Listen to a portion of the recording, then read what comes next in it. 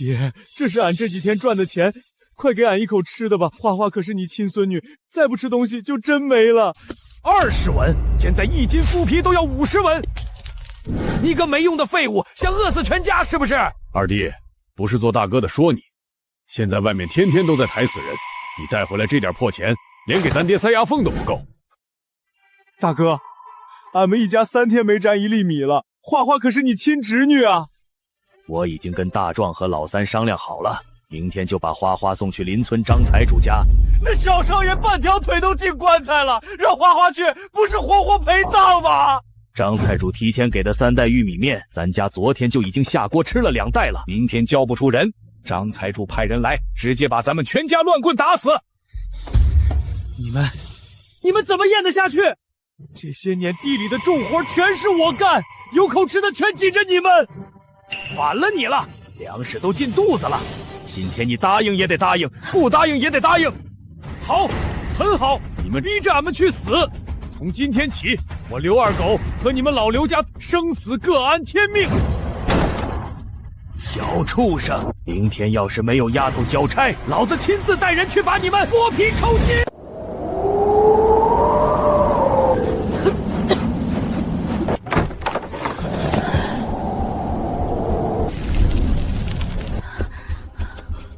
秀莲，花花，快坐这儿。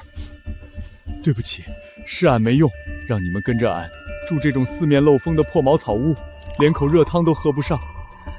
爹，不怪你，能从那个家出来，我已经很知足了。当家的，可是花花已经3天没吃东西了，再没有吃的，她真的撑不住了。爹，我没事儿，忍忍就过去了。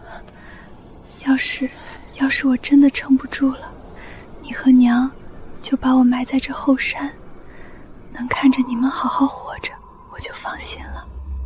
老天爷啊，你何其不公！俺当牛做马30年，到头来连让亲闺女喝口米汤都成了奢望。那些畜生要逼死我们，难道你也要眼睁睁看着俺女儿饿死吗？草根，哪怕是一根草根也行啊！花花，爹一定给你找到吃的，爹绝不让你死！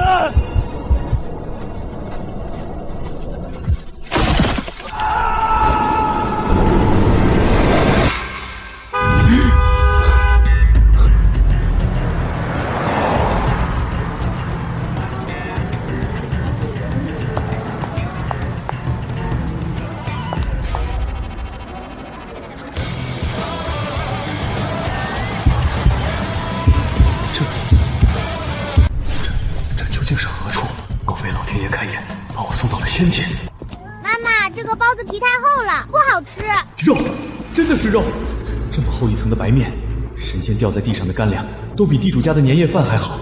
我的花花有肉吃了。我操，这眼神，这爆发力，这绝望感，这不就是导演要找的那个灾民吗？你想干什么？嘿，哥们儿，在这体验生活呢。你这衣服在哪儿买的？这泥糊的也太逼真了。不准抢我给女儿的肉！谁抢你包子啊？哥们儿，拉你个急活，里面剧组缺个能接住主演台词的特约灾民，你这扮相连妆都不用化了，一天给你结100块，盒饭管够，干不干？您说多少？100文，还有大米饭。你还真入戏。对，100文大米饭管饱，快点，再晚就没机会了。卡！你是3天没吃饭的灾民吗？你瞅瞅你那红光满面的样，我要的是绝望，是恨，是那种为了女儿能活下去，跟贪官拼命的那种劲儿。导演，你看这气质绝对满分。我操，就他了！第37场一镜一次 ，Action！ 一个赔钱货女娃，死了就死了。本官这军粮是喂马的，不喂贱民。大老爷，他是活生生的人啊！他才5岁，他不是赔钱货。大老爷，我求求你，哪怕给我一口米汤，1口就行。我给你做牛做马，你别卖他，别卖我的花花啊！真实了，卡，完美！哥们儿，演技牛逼啊，把导演都看哭了。这是你的200块工钱，还有这份加鸡腿的豪华盒饭，拿好。难道这是这里的银票？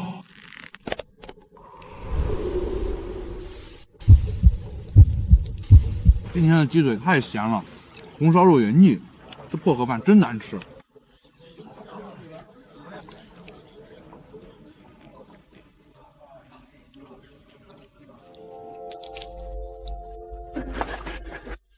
没有一丝沙子的白米饭，比巴掌还大的鸡腿，这世上最顶级的皇帝顿顿也吃不上这样的鲜粮啊！可这里的神仙竟然说这饭难吃。大老爷，小的没有糟蹋粮食，小的只是想留给女儿。行了行了，快起来，小伙子别演了，开饭时间不入戏。老张，你这次立大功了，这兄弟简直是老天爷赏饭吃，那眼神里的绝望。那为了女儿跟命运抗争的破碎感，就算是北影正牌毕业的也演不出来。兄弟，有没有兴趣跟着我干？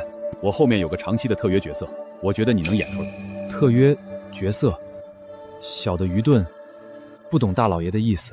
就是长期当演员，一天给你开500块，每天3盒豪华盒饭，顿顿有鸡腿。如果演得好，后面还能给你加戏提片酬。一天500文，顿顿都有这种神仙吃的红烧肉和鸡腿。天哪！在老刘家当牛做马，1年也攒不下10文钱，在这儿当演员，1天就能赚500文。大老爷，小的干，只要能给口饭吃，小的这条贱命以后就是大老爷的。好，痛快！明天早上6点还来这个地方找群头报道，好好干，你迟早能红。大老爷，就是那个他们不吃的盒饭，能不能给小的？小的家里还有个女儿。老张，去。把今天剩下没开封的5盒盒饭，还有那些没动过的鸡腿卤蛋，全给我打包。5盒白米饭，5个大鸡腿。花花，你不用挨了。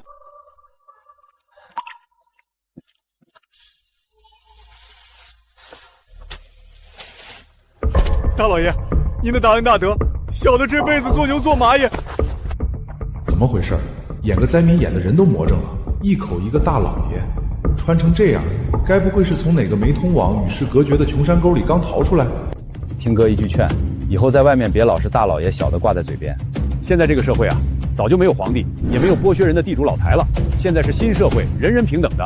不管是有钱的大导演、大明星，还是我这个跑腿的群头，或者是你，大家都是平等的。没有皇帝，没有地主，那俺们都一样吗？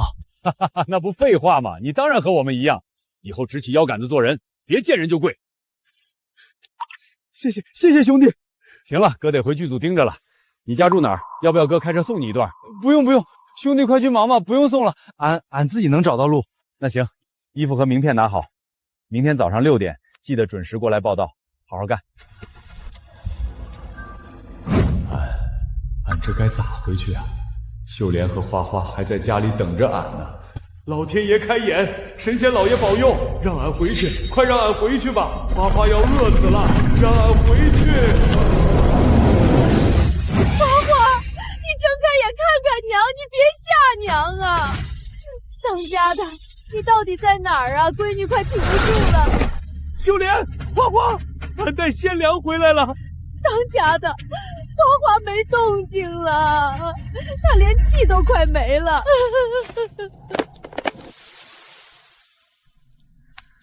好像，娘，俺是不是已经死掉，见到神仙了？花花乖，没死，咱们有鲜粮了，快张嘴，这是神仙吃的白米饭和红烧肉，吃了身体就好了，快吃啊，闺女。这米饭怎么是甜的？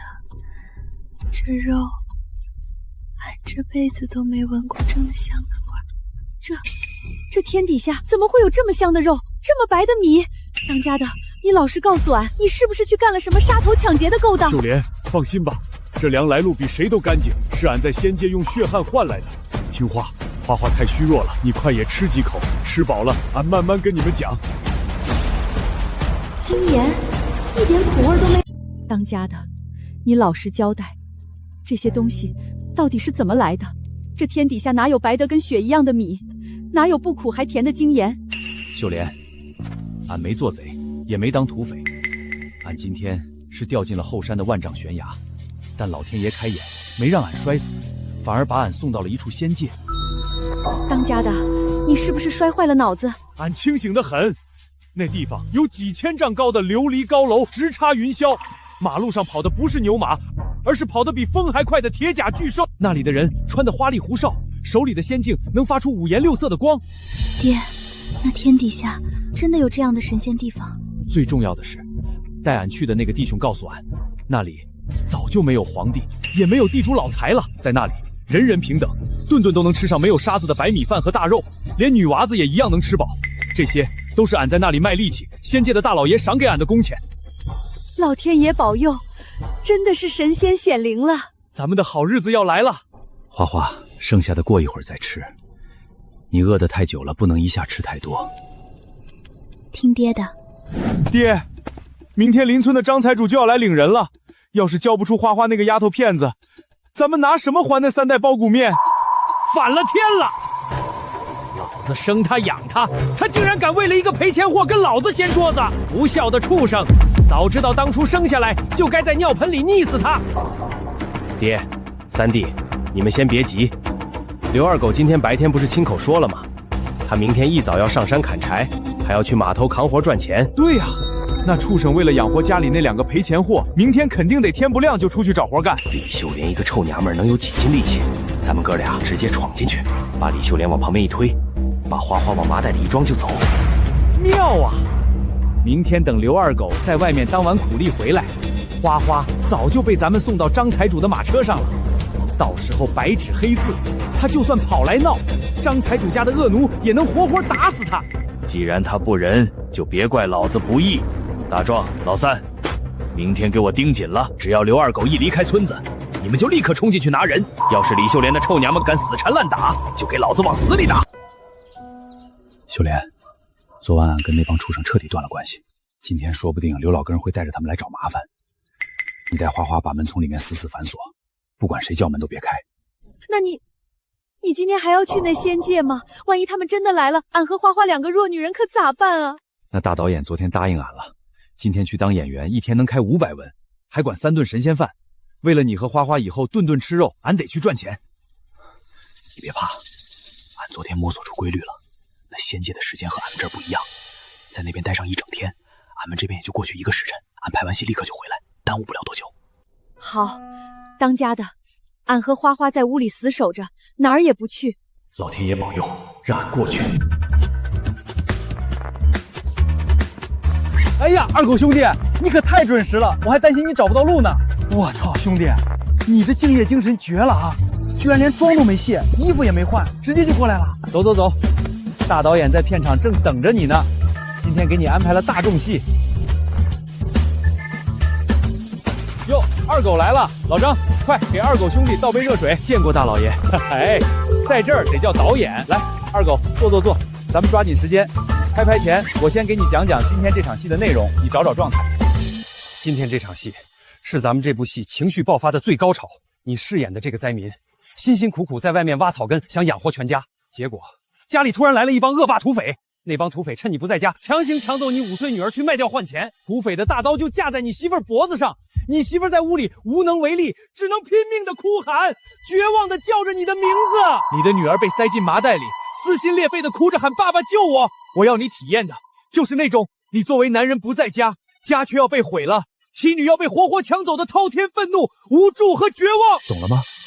大导演，要是这时候俺真的不在家，俺媳妇儿和花花真的会被抢走吗？对啊，剧本里你就是不在家，所以当你回到家看到被砸烂的木门和空无一人的屋子时，你得彻底崩溃。不行，俺要他死。对，就是这种感觉。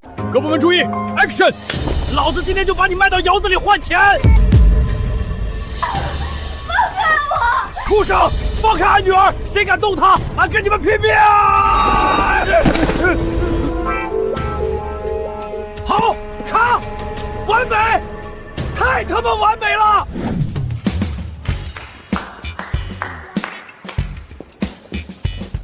我天，这兄弟也太入戏了。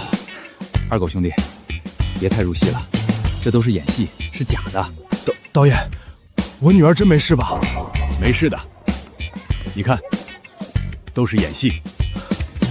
那就好，今天我还说要带肉回去给她吃呢。二狗兄弟，要买肉啊，我带你去。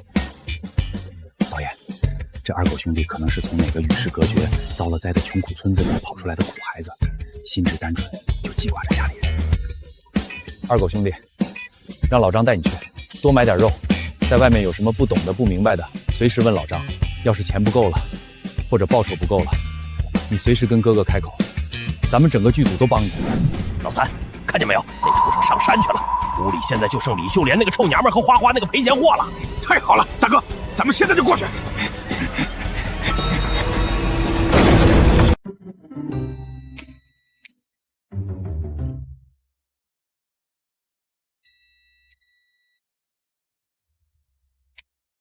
老板，来一袋大米，再来袋面粉。大米80块，面粉60块，一共140。这一大袋精米，还有这一大袋白面，只要140文钱。是140块钱，这价格很正常。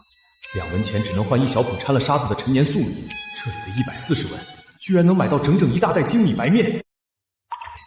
兄弟，那些白色的东西是什么？那是白砂糖和精制盐。老板，再拿5袋白糖，5袋精盐。白糖5块一袋，精盐2块一袋，一共35块。买，俺全要了。二狗兄弟，你这也不好拿，我再给你买个小推车吧。有的有的，这个便宜，30就行。敢问掌柜，这些大肥肉怎么卖？新鲜的五花肉15块钱一斤，小伙子要多少？15文。镇上最便宜的劣等碎肉都要大几10文一斤，还全是骨头渣子。这神仙界的上好大肥肉，居然只要15文一斤。掌柜的，给俺切20斤，要肥的，越肥越好。现在的人都嫌肥肉腻，专挑瘦的，你倒好，张口就要大肥肉。行，看你实在，这块厚五花全给你了。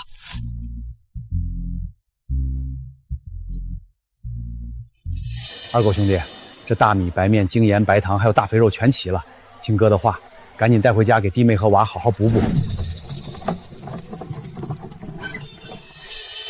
兄弟，那个画着雷电的东西是什么？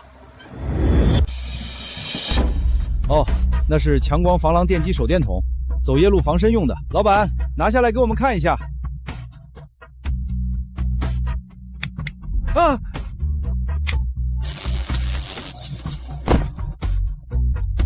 没事儿，这是电警棍。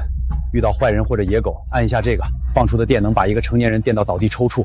这个东西按一下就能放电，不用念咒烧符。不用，有手就行。按这个是开灯，按这个是放电。这把质量好，51把，送一条充电线。死丫头，跟老子走！俺买，兄弟，帮俺买下这个。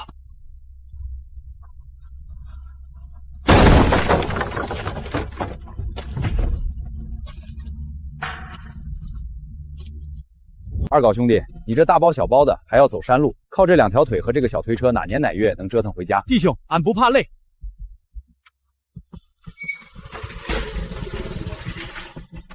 这辆是剧组平时送盒饭的旧摩托，横竖今天不用，你骑着它回去能省不少力气。这就是仙界的铁甲巨兽。不行，这神物坐上去怕是要被掀翻，俺不会骑啊！什么神物？有手就行。插钥匙，捏住这里是离合，脚底下踩这个是挂档，右手握住这个把手，往下拧就是嘉宾催马，捏这里就是刹车。来，哥教你试一次。不行，俺必须学会，有这个东西就不怕大壮他们了。俺学会了，多谢弟兄救命之恩。明天早上6点，俺准时赶回来给大导演报道。给脸不要脸，老子今天就成全你。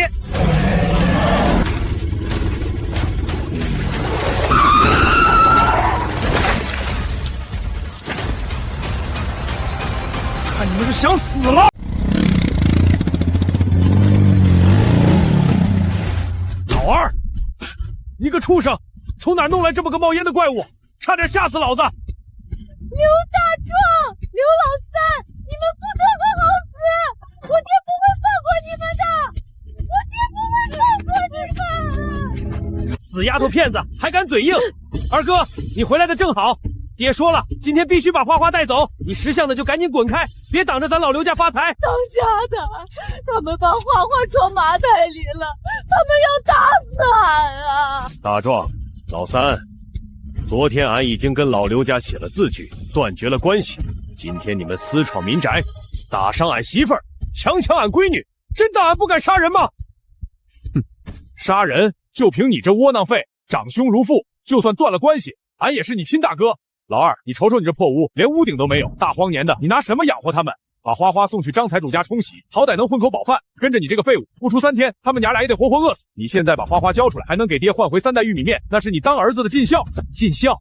吃我女儿的卖命粮去尽孝？大壮，你少往自己脸上贴金。俺刘二狗以前是蠢，但现在俺活明白了。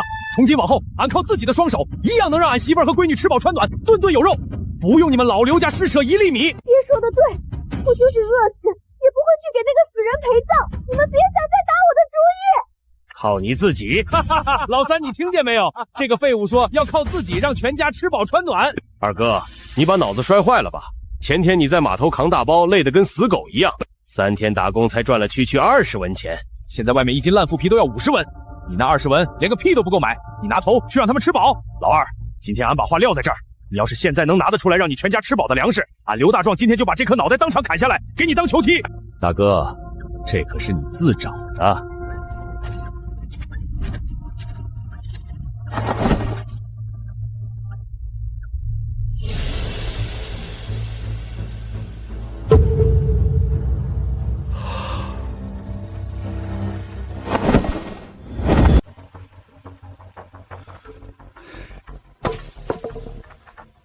哎呀，二弟，瞧瞧，你咋还动上真格的了呢？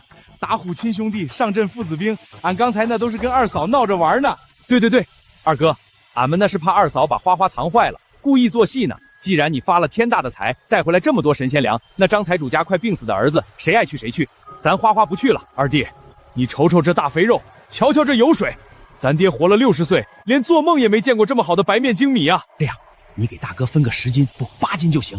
以后在村里谁敢欺负你们一家，大哥第一个拎着棍子上去找他拼命。二哥，俺也不多要，给俺整2碗白米饭。你亲侄子长这么大还没见过精米呢，咱老刘家的根要是吃饱了，以后烤个秀才，你这个当叔的脸上也有光不是？把你们的臭手拿开！现在知道是亲兄弟了。昨天你们吃着俺闺女的卖命粮，逼着俺们去死，要把花花送去活活陪葬的时候，怎么不想想是亲兄弟？老二，你咋这么记仇呢？天下无不是的父母，就算不给俺们，咱爹还在家里饿着呢。你把粮食分1半，俺回去了，天天在爹面前替你美言，让爹亲自来接你回大宅子住，这总行了吧？俺带回来的粮，就算是拿去喂狗，也绝不给你们老刘家尝1粒。放开花花，立刻给俺滚出这个大门！给脸不要脸的狗东西！老二，你一个烂泥一样的窝囊废，也配吃这么好的神仙粮？老三，别跟他废话了，这畜生指不定是偷了哪个地主老爷的粮仓，咱们直接动手抢。对，抢过来，只要进了咱的手，这都是老刘家的，连这死丫头一起带走卖钱。去死吧你！当家的！去死吧！雷法，老二，你居然学会了妖法！大壮，不是要把头砍下来给俺当球踢吗？来啊！二弟饶命，二仙也饶命啊！是爹逼俺们来的，不关俺的事儿啊！爹，我以为再也见不到你了，他们刚才差点就把我拖走了。花花别怕，爹回来了，爹把坏人打跑了，以后爹再也不会让任何人欺负你和娘了。是爹不好，回来晚了，让你受委屈了。不怪爹，爹已经很厉害了。要不是爹及时回来，我和娘就真的完了。爹，这个真的是天雷吗？怎么这么厉害，一下就把刘老三打倒了？别瞎想，那不是妖法，那是仙界赏给俺护身用的法宝。有俺在，还有这个法宝，以后谁也伤不了你们。秀莲、花花，你们等着，爹这就给你们做神仙饭吃。今天咱们顿顿吃大肉，管够！天哪，这是银子打的锅吗？这么亮，都能照出人影来，真的好亮啊！比镇上当铺里那面最贵的铜镜还要亮。爹，这也是仙界的东西吗？对，这也是仙界的锅，用它做饭可香了。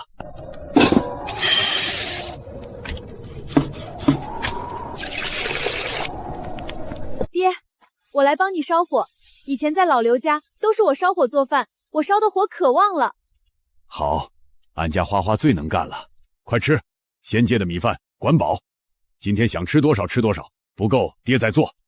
好吃，爹，这是我这辈子吃过最好吃的东西。以前在老刘家，我连一口白米饭都没吃过，更别说这么香的肉了。慢点吃，别噎着。以后跟着你爹，咱们天天都能吃上这么好的饭。以后我也要跟着爹好好干活，咱们再也不回老刘家了，再也不受他们的气了。秀莲、花花，俺今天还得去一趟仙界。大导演那边一天能开500文，还管3顿神仙饭。为了你和花花以后顿顿吃肉，俺得去赚钱。爹，您放心去，俺和娘在屋里把门顶死，哪儿也不去。只是那仙界再好也是异界，您千万要多加小心。俺和娘在家等您回来。花花长大了，懂事了。俺想好了，等俺在仙界站稳了脚跟，俺就想办法把仙界的宝贝运过来卖。到时候俺一定要赚大钱，买地置办产业。俺要让你们娘俩住上青砖大瓦房，穿上绸缎衣裳，再也不受任何鸟气。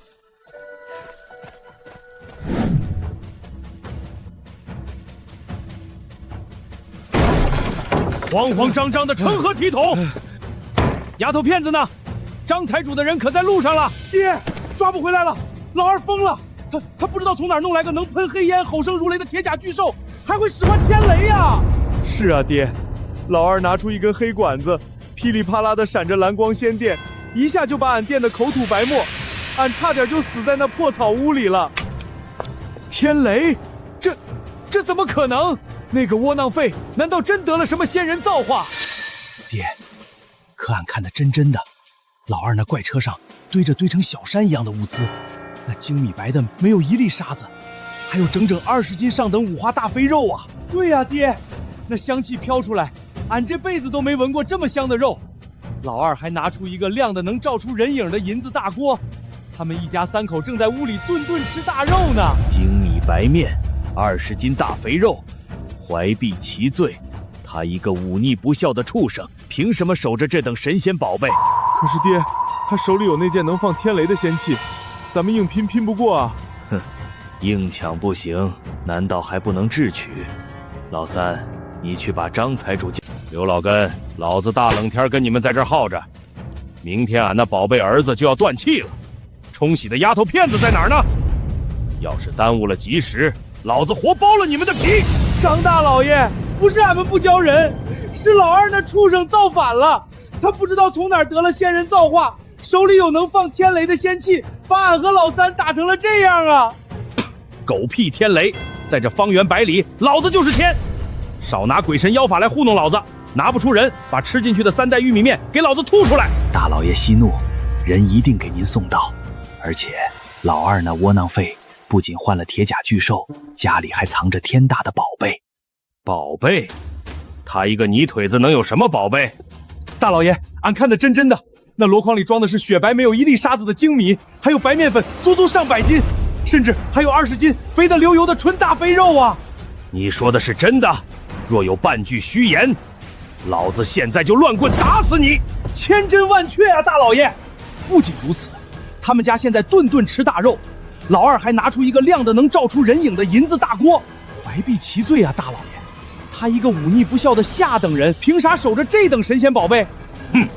大荒年的，竟敢偷盗大户人家的粮仓！明天一早多带几个带刀的弟兄，跟老子亲自上后山，不仅要把那死丫头带走冲洗，那些精米肥肉和银锅全都是老子的！老张弟兄，这铁马俺毫发无损的还给你。昨日多亏了他，俺才能及时赶回家救下妻女。哎呀，跟我客气啥？兄弟，今天导演给你安排的戏简单的很，就几个背景镜头，连台词都没有。待会儿弄完啊，大导演说不带你吃盒饭了，直接去他家，导演亲自下厨，顺便把他闺女也带过来了，咱们一块去家里吃个便饭，认认门。这咋使的？俺一个粗人，怎能去大导演的仙宫里打扰？什么仙宫？就是普通的商品房，少废话。导演看中你，走着。这地方看着不对啊。爸爸，现在科学作业好难啊，明天老师还要检查手抄报。哈哈，现在的学生是不容易，不过吃的苦中苦，方为人上人嘛。张导，你就知足吧。现在时代多好，9年义务教育，国家连学费都给免了，哥以前想都不敢想。老张弟兄，你刚刚说什么？9年义务教育，上学不需要教数学？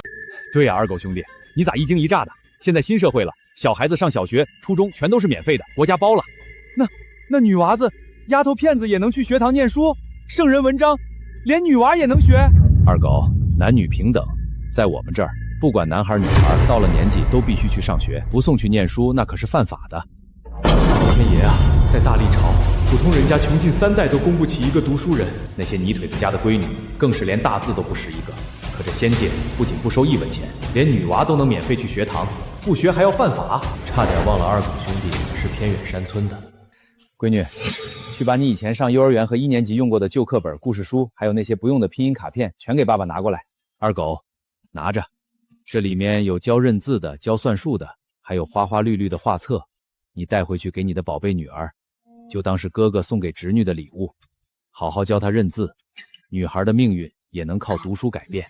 书，这是能改变命运的圣书。有了这些，俺的花花再也不是贱命一条。俺一定要让花花成为全天下第一个识字的女状元。老张，你瞅瞅二狗兄弟身上这衣服，大冷天的也太单薄了。待会儿你带他出去，到街上给他买2身厚实耐穿的羽绒服和保暖内衣，记我账上。行，张导放心，包在我身上。导演，你给俺孩子送了圣书，俺已经是无以为报，怎能再破费？哎呀，叫哥，2件衣服值几个钱？二狗，明天记得早点来，有活给你安排。俺肯定按时到。这，老天爷啊！琉璃神镜。掌柜的，请问这面琉璃神镜需要多少两银子？银子？拍戏拍傻了吧？门口喇叭不喊的吗？全场3块，买啥都3块钱一个。3块？3元清汤，一律3元。3文钱，在大历朝当牛做马1年都买不起一面铜镜。在仙界当1天演员能赚500块，竟然能买160多面琉璃神镜，这泼天的富贵，俺刘二狗要发财了！掌柜的，这个上面画着人的绿色小罐子是何物？那个是防狼喷雾，防身用的。要是遇到坏人，对准他的脸用力一按，喷出来的药水能让人流泪不止，皮肤火辣辣的疼，半小时内睁不开眼睛。这个不用念咒烧符，直接按就能成。对，有手指头就能用。买，俺要3瓶。秀莲、花花，俺在仙界给你们娘俩买新衣服了，这是羽绒服，比棉袄暖和10倍。俺不知道你们的尺码，就照着身形大概买的，你们试试合不合身？爹，这衣服好暖和啊，一点都不冷了，而且还很好看。花花，大导演送了你好多圣书，还有笔和本子。你跟爹说，你想不想跟着爹一起认字读书？想，爹，我做梦都想认字。我要是认了字，以后就能帮你看账本、写契书，再也不用被刘老根他们骗了，也能看懂那些写着神仙故事的书了。好，俺家花花以后好好念书，肯定比那些秀才老爷还要厉害100倍。秀莲，这个是俺特意送给你的，你跟着俺受了一辈子苦，从来没戴过什么首饰，连一面像样的镜子都没有。当家的，这琉璃宝镜简直是天上的神物，俺如今都一把年纪了，脸也糙了，用这玩意儿做什么呀？瞎说，在俺心里，你一点都不老。不管你多大年纪，变成啥样，你一辈子都是俺相濡以沫的好媳妇儿。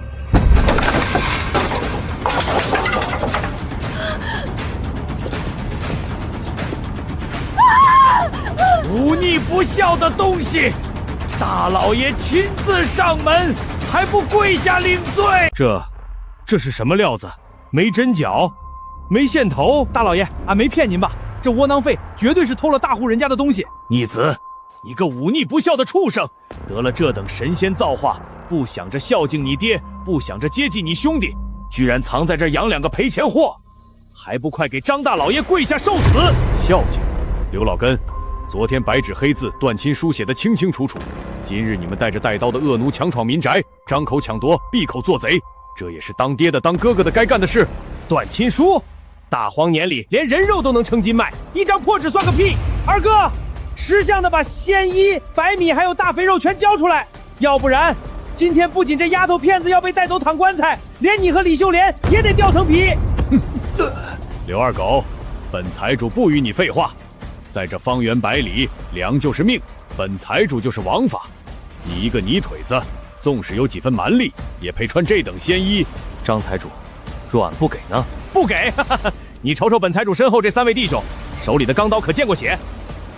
本财主听大壮说，你手里有个能放天雷的黑管子，哼，鬼神之说吓唬吓唬泥腿子还行。本财主手下这10几军棍，可不信什么天雷。明天一早，俺那宝贝儿子就要咽气了。本财主今日把话撂在这儿，这死丫头今天必须跟俺走。至于这仙衣和粮食，全当是你这贼子冲撞本财主的赔罪。动手，先把那死丫头的衣服扒下来。当家的，别跟他们硬拼啊！他们有刀！爹，小心！老二，你在狂啊！你那20斤大肥肉，等会儿全得进俺们的肚子！张财主，俺最后问你一次，现在带着人滚还来得及。死到临头还嘴硬，给老子砍断他的双腿！啊！我的眼睛，我的眼睛在烧，仙人放毒火了！痛啊！下了，这是什么妖法？爹，救命啊！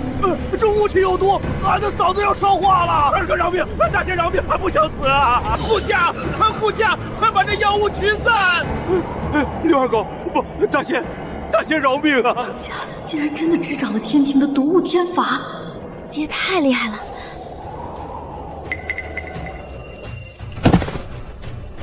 二狗，你到底是人是鬼？装神弄鬼的泥腿子，给老子去死吧！爹，小心后面有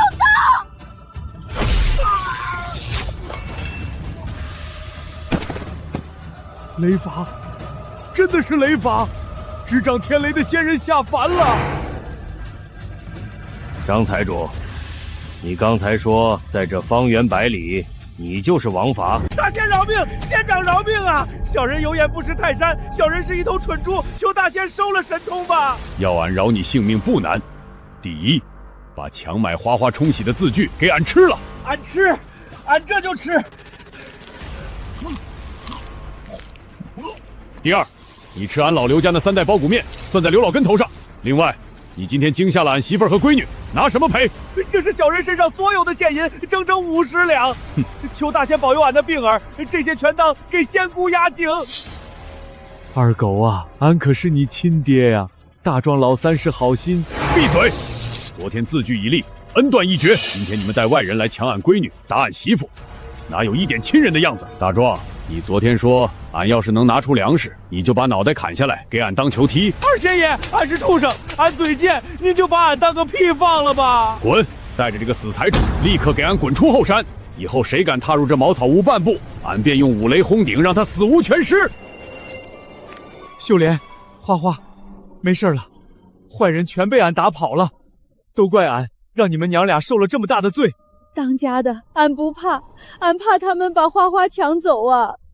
娘不哭了，爹回来了就没事了。爹，你刚才太厉害了，但是也太危险了，以后可不能这么冒险了。当家的，镇上的地主老爷1年也攒不下这么多钱，咱们真的能留下吗？那张财主回去后，会不会找官府的衙役来抓咱们？放心吧，秀莲，那张财主把俺当成了执掌天雷的仙人，借他10个胆子，他也不敢跟神仙作对。不行，这破草屋根本护不住秀莲和花花。今天来的是张财主，明天要是来个不怕死的亡命之徒，或是这风雪再大些，屋顶塌了怎么办？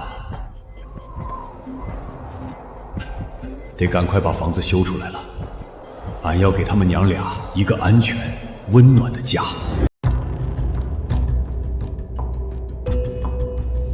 爹，张大老爷，那刘二狗绝对是中了邪，手里的家伙事太邪门了，俺看硬拼是不行了。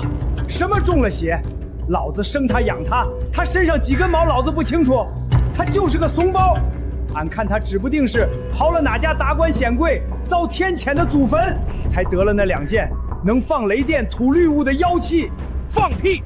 若真是神仙，能住在那4面漏风的破草屋里？老子已经派人去县城打听过了，西洋罗刹国有些奇技淫巧，能发出类似雷鸣的火石响动。那刘二狗就是个得了狗屎运的贼子。大老爷英明，那咱们现在怎么办？总不能便宜了那窝囊废，天天看着他们一家吃香的喝辣的吧？哼，怀璧其罪，他手里不就指望那2件妖器吗？等摸清了他的底细，找机会把那根雷法黑管和绿瓶毒物给偷过来。哼，没了法宝，他刘二狗算个屁！对，等偷了法宝，咱们再联络县太爷府上的师爷，就告刘二狗勾结贼寇，盗掘官仓，私藏妖器反叛，让官府派几百个带刀的捕快衙役上山，直接把他全家抓进死牢，扒皮抽筋。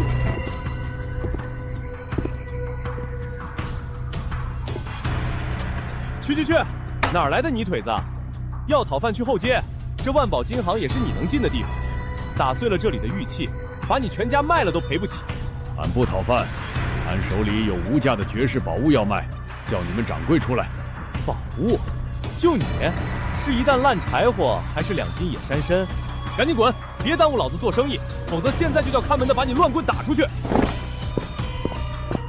何事在此喧哗？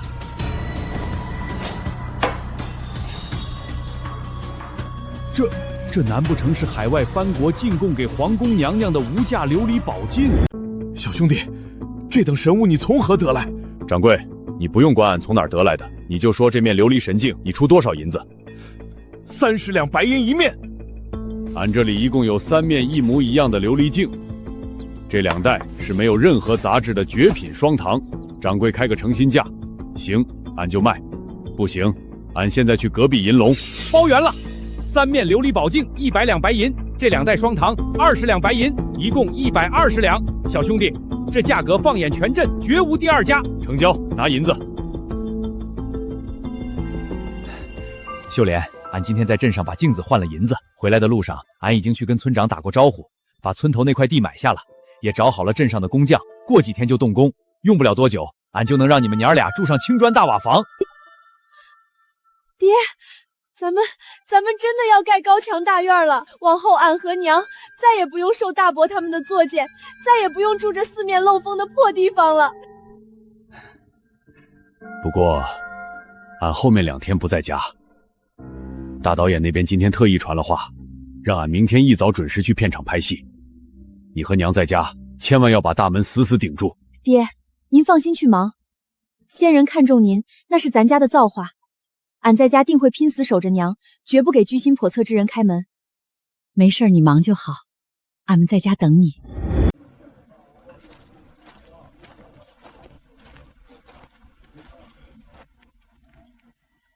哎，二狗来了，昨晚睡得怎么样？今天有个大造化给你，想不想尝试一下打戏？导演，不，导演，俺力气是大，可俺只会干粗活劈柴火，俺不会跟仙人们打架呀。万一把人打坏了，俺赔不起啊！二狗兄弟，你想哪儿去了？这打戏是演出来的，不是真让你跟人搏命。再说了，哥哥，我瞧你这身体结实的跟铁塔似的，浑身都是肌肉，这底子可比现在戏里那些手无缚鸡之力的小年狗好多了。老张说的对，二狗，今天这场戏需要一个会点拳脚的反派护院，台词不多，但全是动作戏。你要是能拿下，今天这一场的片酬，我直接给你抬到1000块。1000块，那可是整整1000文钱啊！一天就能赚1两多银子。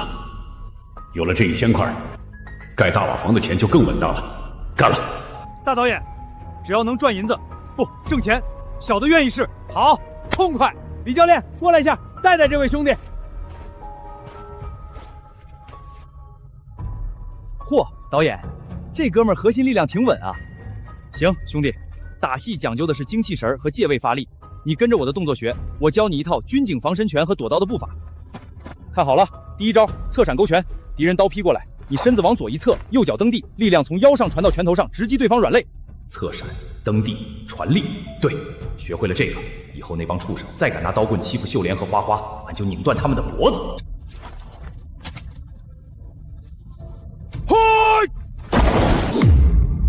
我操！这一蹬一扭的爆发力，怎么感觉像练了10几年的练家子？这真的是个新人。好，太好了，二狗，你这个动作爆发力太完美了。张导，这哥们儿是个天才，刚才那一拳的力道和速度，很多练了多年的专业武行都做不出来。二狗，今天你哪里也别去了，就留在片场，跟着李教练把剩下的10几组动作全部练熟。晚上也别回去了，我让老张在剧组招待所给你开个房间，管饱管够。导演让俺留下来一整天，晚上不让走。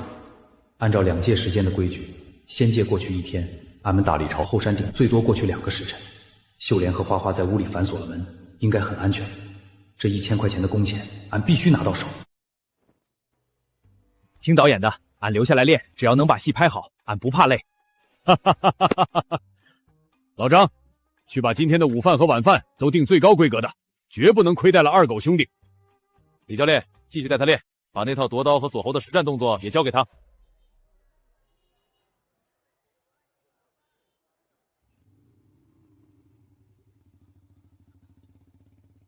掌柜，这辆车要多少钱？2手老黄河，发动机刚换过零件，诚心要的话，拿600块。俺要了。行，看你痛快。这个防摔的头盔也送给你了。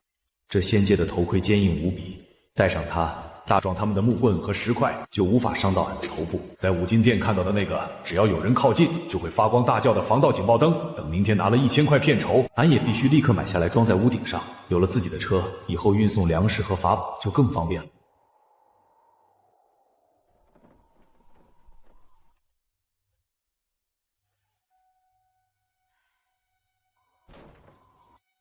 娘，你快去看看，门口的雪地上躺着一个人，那个人已经没有知觉了，晕倒在门口了。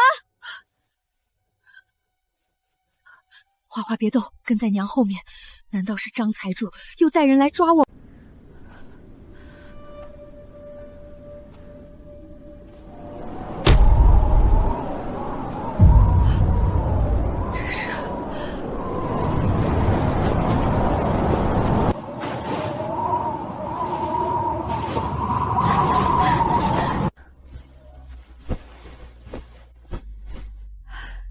真是个可怜孩子。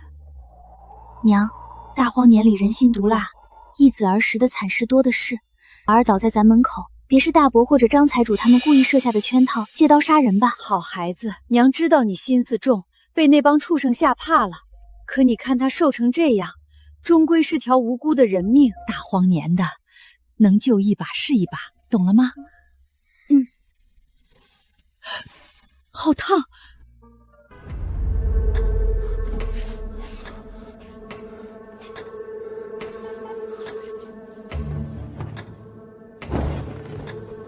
俺的四肢怎么一点力气都没有了？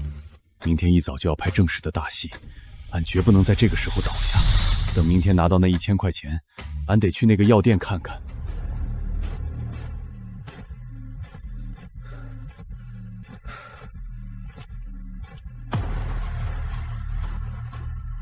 儿时打！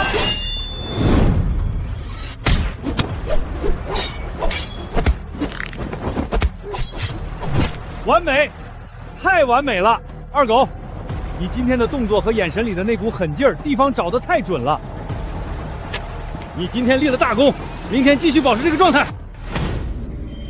二狗！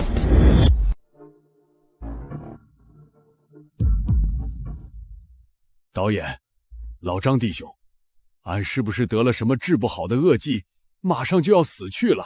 你这小伙子说什么胡话呢？什么大病？你就是最近太拼了，加上受了凉，有点重感冒发烧。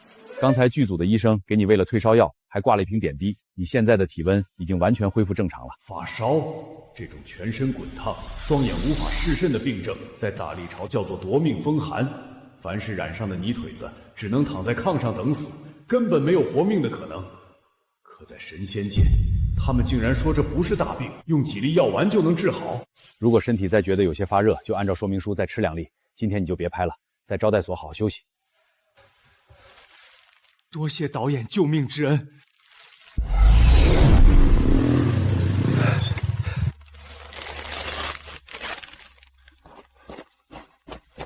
当家的，你可算回来了！刚才门口有个小男孩晕倒了，俺把他抱了进来，可这孩子现在全身烫得像炭火一样，开始说胡话。又是这夺命风寒，这孩子已经以一只脚踩进了鬼门关。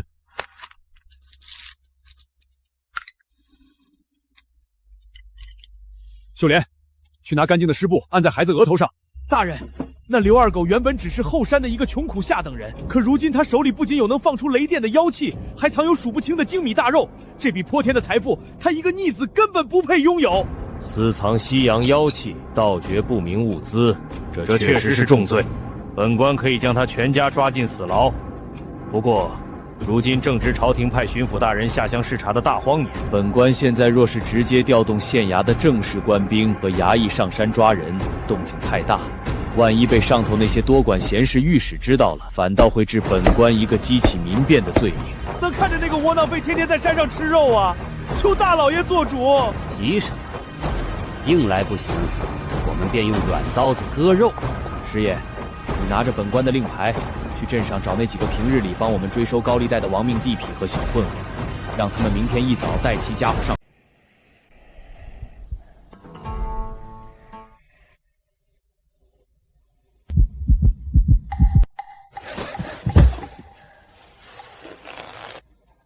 娃子，温度退了，你命大活过来了，吃口肉吧，把肚子填饱。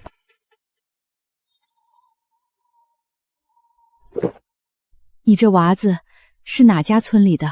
父母在何处？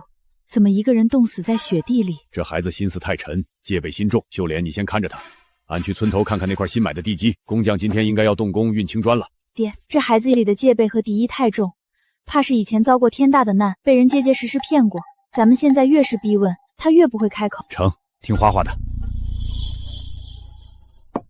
娃子，粮和水都给你搁这儿了，俺们不逼你。你若想活命，就自己吃了它。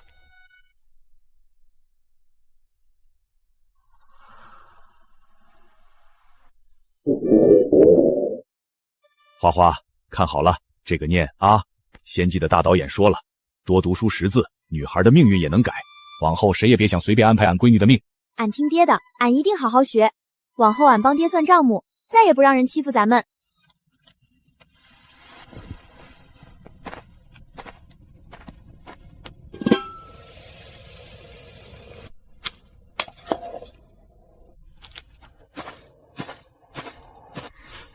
大荒年里想活命，得先吃饱，不吃饱，你连逃命的力气都没有。吃吧。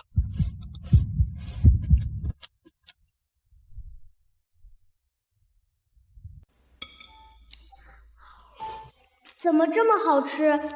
这米一粒沙子都没有，肉一点都不苦。待着干啥？快吃，锅里多的是，多吃点。慢点吃，别噎着。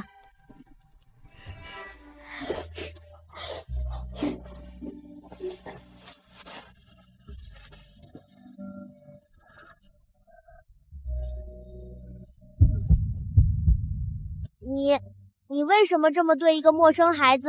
大荒年里一捧夫费都能换走一个大姑娘，你给俺吃没有沙子的白米大肉，还给俺这种不见线头的衣服，你到底图俺什么？大荒年里人命贱，但你既然倒在俺家门口，俺就不能看着你活活冻死。俺以前也是个窝囊废，地里的重活全是俺干，有口吃的全紧着别人，亲哥亲爹却要逼死俺们一家。俺遭过罪，知道挨饿受冻的滋味，俺救你，只是想让你活下去。你先在家休息吧，俺要去看下新房子。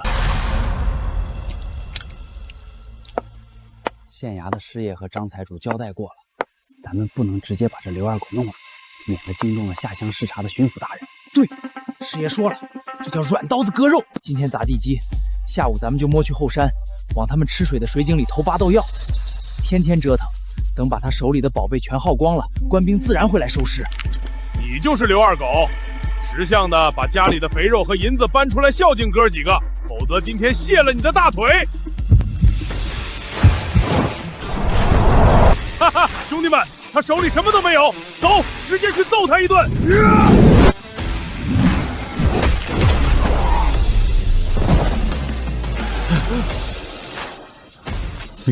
两个废物，一起上吧。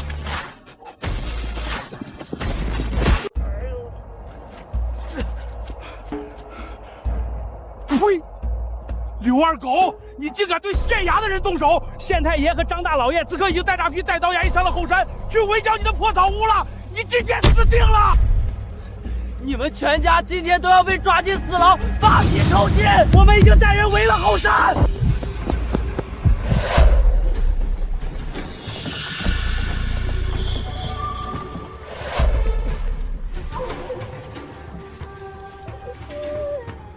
大人，就是这里，那刘二狗抢夺的百米大肉，还有能放雷电的妖气，全在屋子里。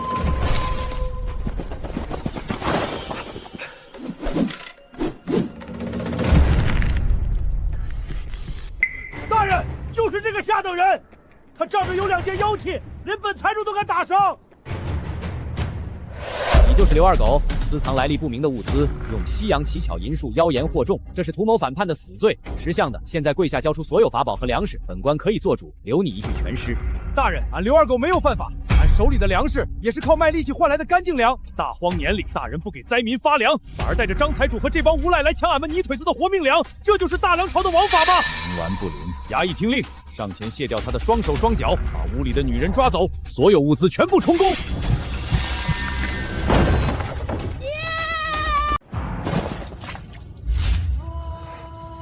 爹！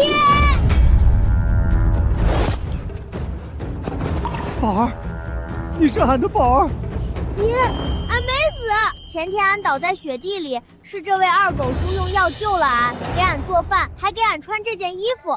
大伯和张财主他们说谎，他们要抢粮食，还要抓走花花姐姐。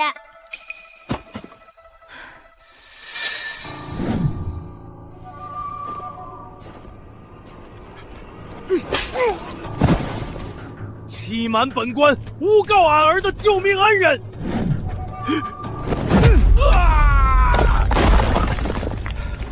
拿住这几个人，围起来，一个也别放过！大老爷饶命，是俺爹和张财主要来拿人的。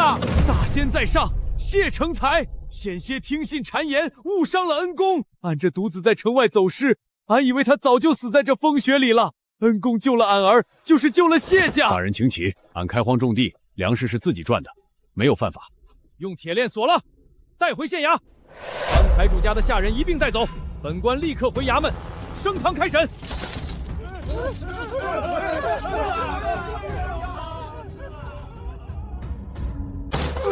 大老爷，俺们真没说谎，刘二狗手里真有妖气，那妖气放着雷电，俺身上的伤就是证据。大老爷明察呀！闭嘴！恩公用药救活俺儿，若有妖气，也是仙家法宝。你等刁民纠集外人，强抢民女，诬告先人，其心可诛。谢大人，俺是给府衙高师爷送过礼的，大人不能单凭一个泥腿子的话就拿办俺。高师爷也管不到俺谢家的绝后之仇，带走！大人饶命啊！恩公，下官这就带着几个贼子回县衙大堂升堂。俺儿小宝身体刚好，下官想让他留在恩公家里调养2天，不知恩公可否应允？大人放心，把娃留在这儿，俺们顿顿给他吃米饭。多谢恩公。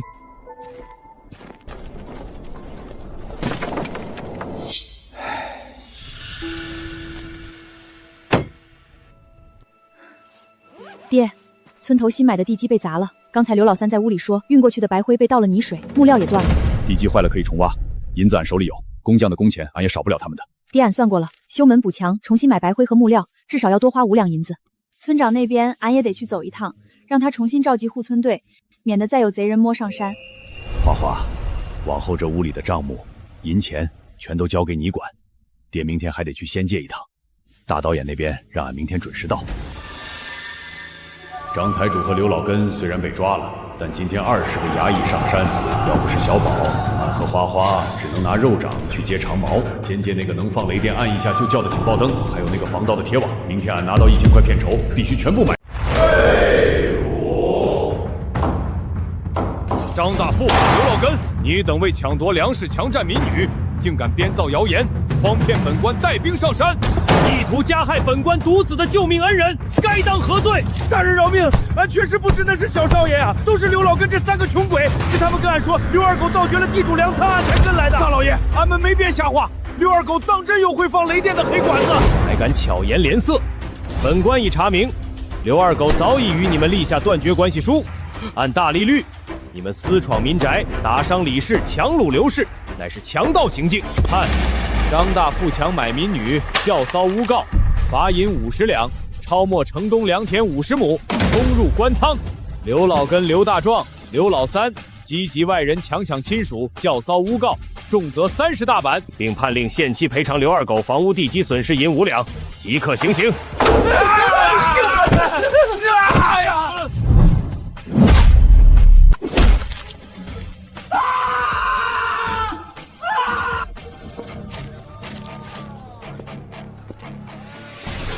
听说了吗？后山的刘二狗那是得了造化的人。俺听县衙里的人说了，张财主和老刘家的人带兵上山，结果人家木屋里有神仙护着，连县太爷的独子都是刘二狗用仙药救回来。何止啊！老刘家那3个人被打了30大板，屁股都烂了，是横着被抬回村的。县太爷亲自发了话，往后谁敢动后山一草一木，便是跟官府作对。花花，村长那边，俺一会儿去把买地的钱结清。公堂审完了，那帮畜生一时半会儿爬不起来。爹，虽然知县大人向着咱们，但县城离得远，俺一会儿去趟村长家，等拿到大壮他们赔的5两银子，俺想拿去换些粗粮，分给村里的壮劳力，让他们白天帮咱们看着新地基，夜里轮流在村头巡视。成，这银钱你管着，你看着办。俺明天得去仙界一趟，大导演那边让俺准时到，俺去把遮风的门窗和防贼的法宝带回来。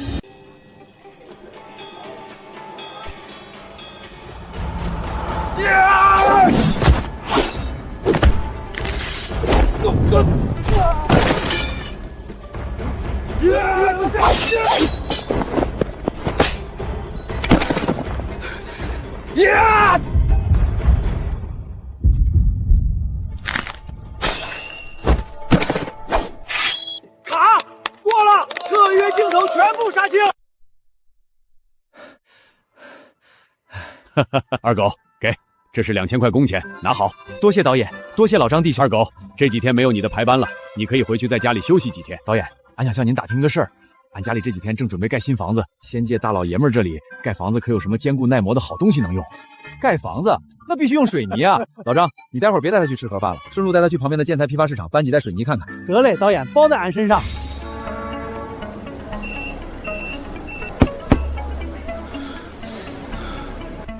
掌柜，这灰土碎粉能拿来筑墙盖房，风一吹不就散了？灰土，这叫水泥，只要掺上沙子兑了水，倒进地基里，只要过个1天1夜，就能变得跟石头一样硬。别说风吹，刀砍上去都只有一个白印子。大当朝筑墙需要用糯米汁混着熟石灰和黄土，工期长不说，这里的灰色粉末居然只要兑了水，1天1夜就能变成石头，这简直是仙家点石成金的。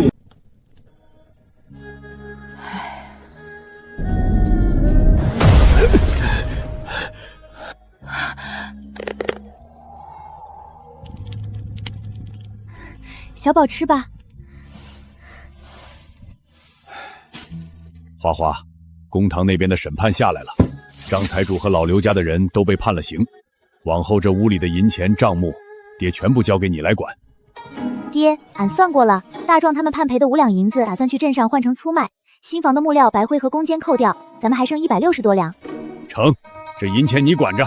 爹今天从仙界带回了盖新房的筑墙神物，明天俺倒要看看这神物有多大威力。刘二哥，你买地基的钱，村长都给工匠们发了，但昨个刘老三带人往白灰里倒了水，今儿个要是重新和泥筑墙，白灰怕是不够用啊。刘二哥，你从镇上买回来的这是什么灰？这颜色不白不黄的，能糊墙？去挑一当斤的沙子过来，再弄一桶水。刘二哥，听俺一句劝，大荒年盖房不易，筑地基得用糯米汁混黄土，大火焖熟了夯实。你弄这些灰土掺水，连浆糊都不如，风一吹就散了，这墙筑不起来。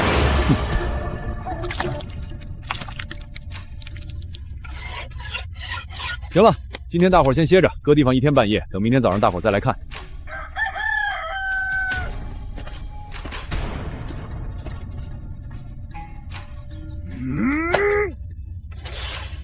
哎呦！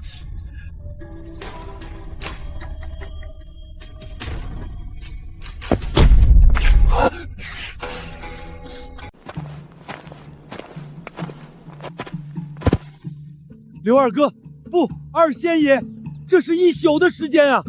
昨日那稀烂的灰水泥，今晨居然硬得像太华山上的花岗岩石。俺干了30年瓦工，大户人家的糯米浆筑墙也比不上这神物的1分分毫。这是仙家点石成金的法术啊！俺说了，这是仙界的东西，只要大伙好好干，工钱和粮食，俺家少不了你们的。各位大叔，俺爹手里的神物多的是，新房的账目俺这都记着呢。只要房子盖得扎实，夜里巡村的兄弟每天多领1碗精米。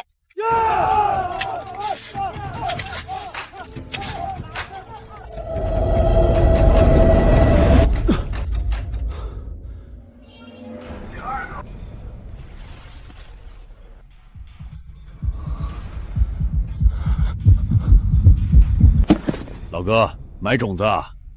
这批土豆种活分得很，产量高。掌柜，这上面写着1亩地当真能收8000斤。牌子上不写着呢吗？6000到8000斤，要是肥水跟得上，管理得好，1亩地收1万斤都有可能。大涨潮大旱，就算是往年最好的熟地，1亩地顶多也就能收100-200斤陈粟。这里的土豆，1亩地居然能收8000斤，甚至1万斤。大荒年里，到处都在抬死人。老刘家为了3袋包谷面，就要逼死俺们全家。要是把这些仙界的高产种子带回去种下，别说给媳妇和花花顿顿吃饱，就算是养活整个大山村的流民，也再不会饿死一个人。掌柜，这土豆种、红薯种，还有那些高产的粮种，俺全要了。你屋里有多少存货，俺今天通通包。当家的，这就是你从仙界带回来的粮种，俺怎么从来没见过这种快茎？这叫土豆和红薯，仙界的人说它是高产作物，只要种下去，1亩地能收几千斤。爹，这东西产量这么高，村里人要是见到了，肯定会打听来路。咱们的大院地基刚打好，要是让人知道你能去另一个地方，会招来祸害。花花说的对，所以这粮食的来历绝对不能对村里人说真话。爹，俺有个办法，明天村长召集大家开荒，你就说你在镇上用命救了一位来自海外蓬莱的大客商，这些粮种和之前的银子、水泥，全都是那位大客商为了报恩，通过秘密商队运过来的。成，就按花花说的办。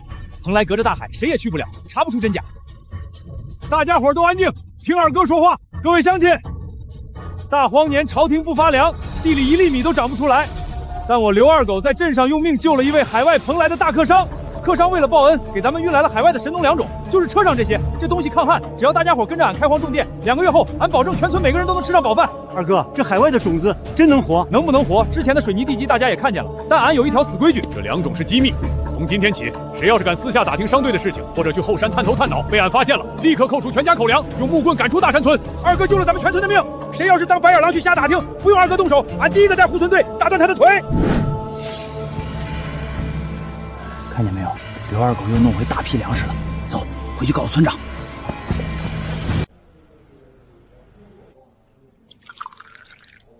二狗，坐。今天找你来是要告诉你一个好消息。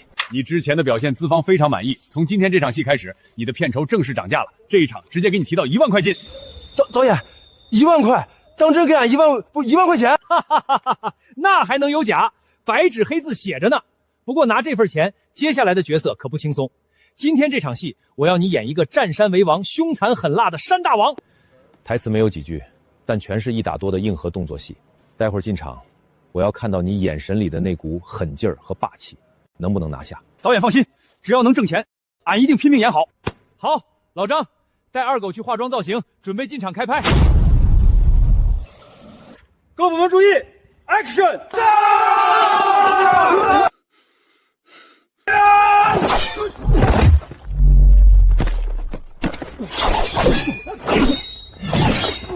看，完美，过了。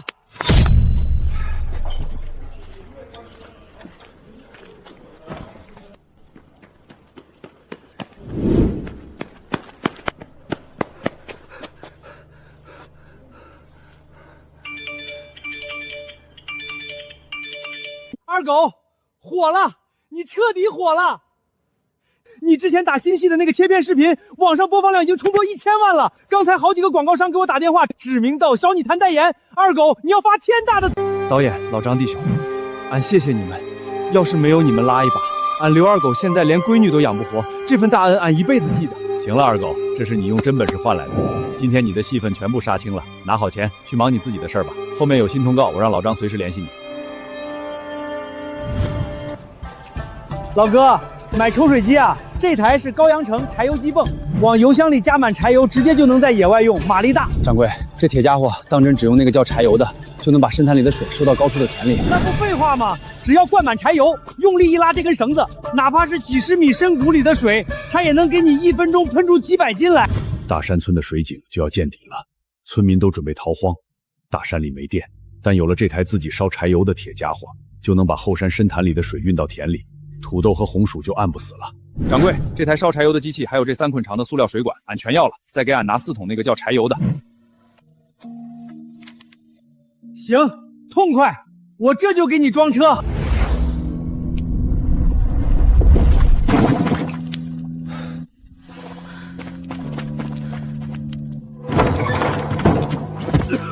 二哥，老天爷不给活路啊！村口最后那口水井今天晚上也彻底干死，连泥浆子都打不出一勺来了。二哥，这又是什么神仙物件？村长，去把村里的壮劳力全给俺叫起来，带上火把和锄头，跟俺去后山深潭。俺带了海外的吸水铁兽回来，今晚俺带大家伙找水。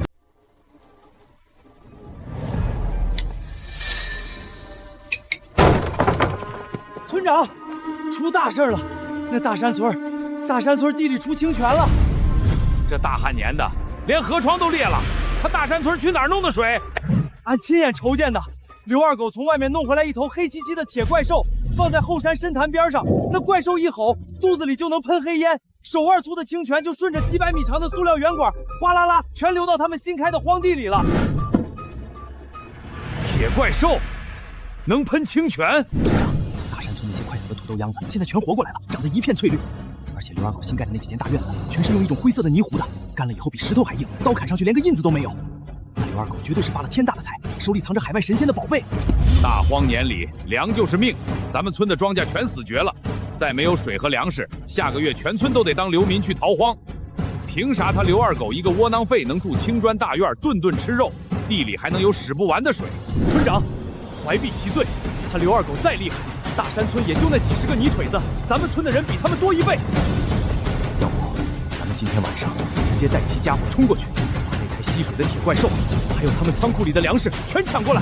硬抢动静太大，知县大人刚因为小少爷的事儿向着刘二狗，咱们要是明着见血，官府抓人就麻烦了。咱们用短刀子割他们的肉。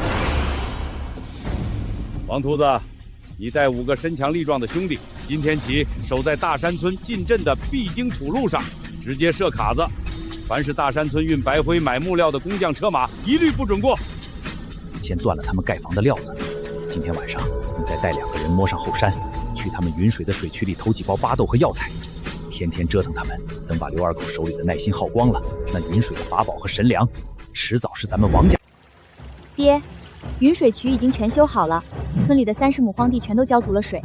不过大客商送来的良种虽然长得快，但大旱年泥土里的肥力不够。要是想让土豆亩产达到几千公斤，咱们还需要先建那种化肥。花花放心，工钱爹手里多的是。大导演和老张弟兄说了，过2天还有大买卖找俺。俺今天晚上就再去一趟仙界，把那个叫复合肥的宝贝，还有防贼的物件成批带回来。二哥，不好了！王家村的王秃子带了5、6个地痞，把咱们村唯一一条通往镇上的土路给用乱石堆封死了。咱们雇的运木料、运白灰的工匠车马，全被他们拿着柴刀扣在半路，不让进村了。这帮畜生，分明是看咱们地里有了清泉，嫉妒眼红，想断了咱们盖大院的活路。村长，去召集护村队的人，带上家伙跟俺走。爹，村长别冲动，王家村的人敢明着设卡子，就是故意在挑事儿，想逼咱们先动手打人，好去县衙告咱们。咱们现在不能给他们递刀子。花花，那依你看，这事儿咋办？总不能看着他们把路堵死。王家村只堵了下山通往集镇的大路，但他们不知道后山深潭旁边还有一条拉柴火的陡峭小山道，虽然窄了点，但推独轮车完全过得去。村长，你待会儿从村里的账上只取500文钱，分成10几份，去跟今天被扣下的瓦工和木匠师傅们说，让他们化整为零，把白灰和木料卸在小推车上，从后山小山道分批运进来。只要咱们每天多给2碗白米饭、10文钱的工钱，这天底下没有工匠不愿走山路的。对呀，有白米大肉吊着，那帮工匠绝对愿意多出这份力气。还是花花丫头脑子灵光。成，就听花花的。村村里的银钱和物资由你管着，爹心里踏实。爹这就动身去仙界，把剩下的仙药和法宝全买回来。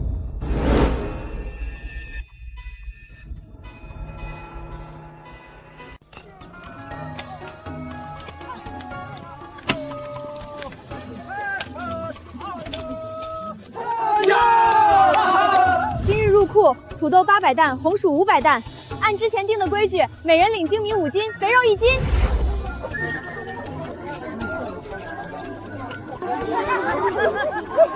村长，这次大丰收，多亏了咱们当初留下的那批良种。只要大伙守口如瓶，让外人不知道这些东西到底是哪儿来的，往后咱们的日子就能一直这么过下去。二哥放心，蓬莱商队路远，外人查不出底细。谁要是嘴碎，那就是砸咱们全村的饭碗。俺第一个不饶他。后山那片小树丛是俺商队接应的秘密点，从今天起谁也不准进去，违者直接逐出大山村。都听好了，后山树丛是禁地，谁敢靠近，不用二哥动手，俺第一个带人打断他的腿。村长，那边天天吃肉，咱们村连野菜根都快挖不到了，再这么下去，咱们都得饿死。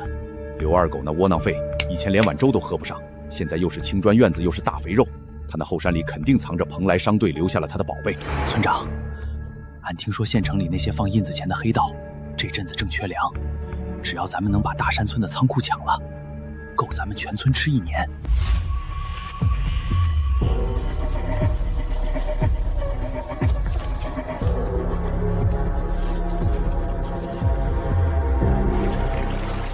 刘二狗，什么蓬莱商队？俺看你这一季的庄稼全变成烂土。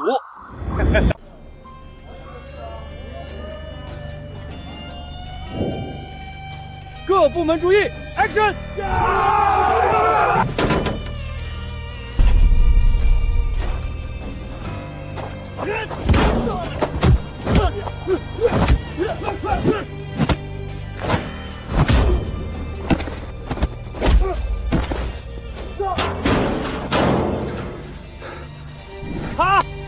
完美！二狗，你的盾牌格挡和步伐太专业了。这是你这一场戏的片酬，2万块。二狗，你不仅有底子，还肯下功夫练，继续保持。后面有好角色我会再找你。多谢导演，俺记住了，俺一定好好干。二狗，看你今天这么卖力，后面有空不？带你去个地方，有些好装备。上次你问俺哪里能买防身的东西，俺打听到了。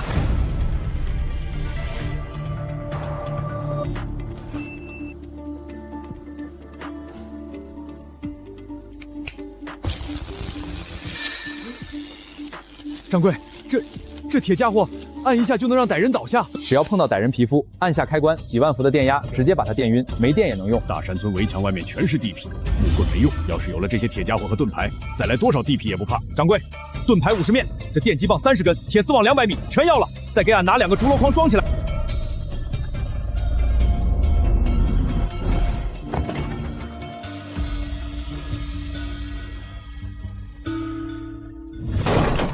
二哥，出大事儿了！王家村那帮畜生带了200个地皮，把咱们村口的水泥高墙死死围住了。他们带了柴刀，正疯狂往里撞呢。村长，别慌，把护村队的壮劳力全给俺叫起来，去大门口集合。俺今天带回来的东西，正好能让他们有去无回。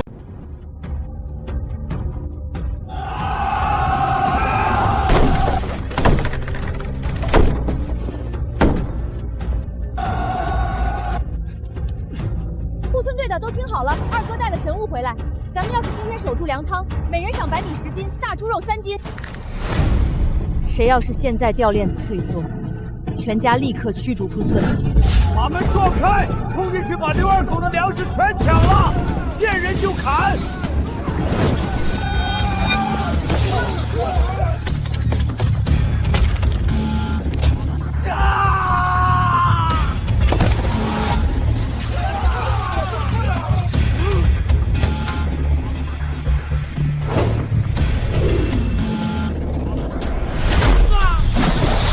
这墙是二哥盖的，没二哥的命。这铁丝网就是些破烂，给老子烧！把那些干柴搬过来，把这大门给烧了，看他们怎么守！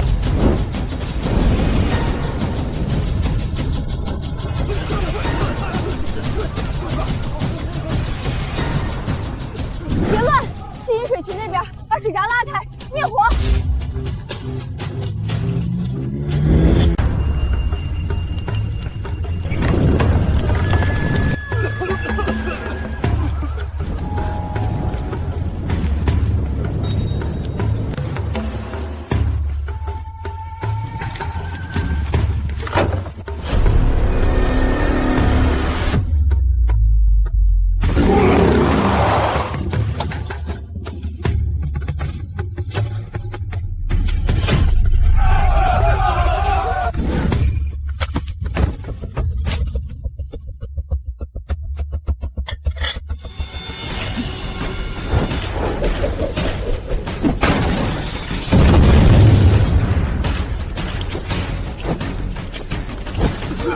这是什么鬼东西？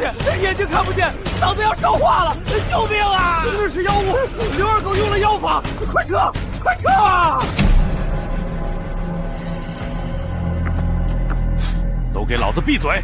刘二狗那窝囊废在前面救火，这后院没人了，先把这几个抓了，这就是咱们的保命符。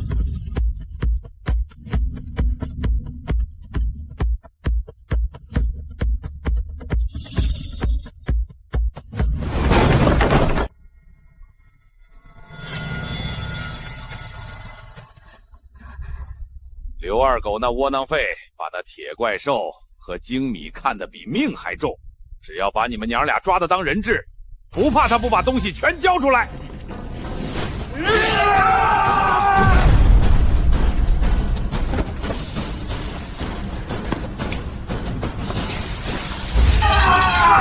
我的眼睛！死丫头，敢用邪门东西阴老子，俺先砍了你的手！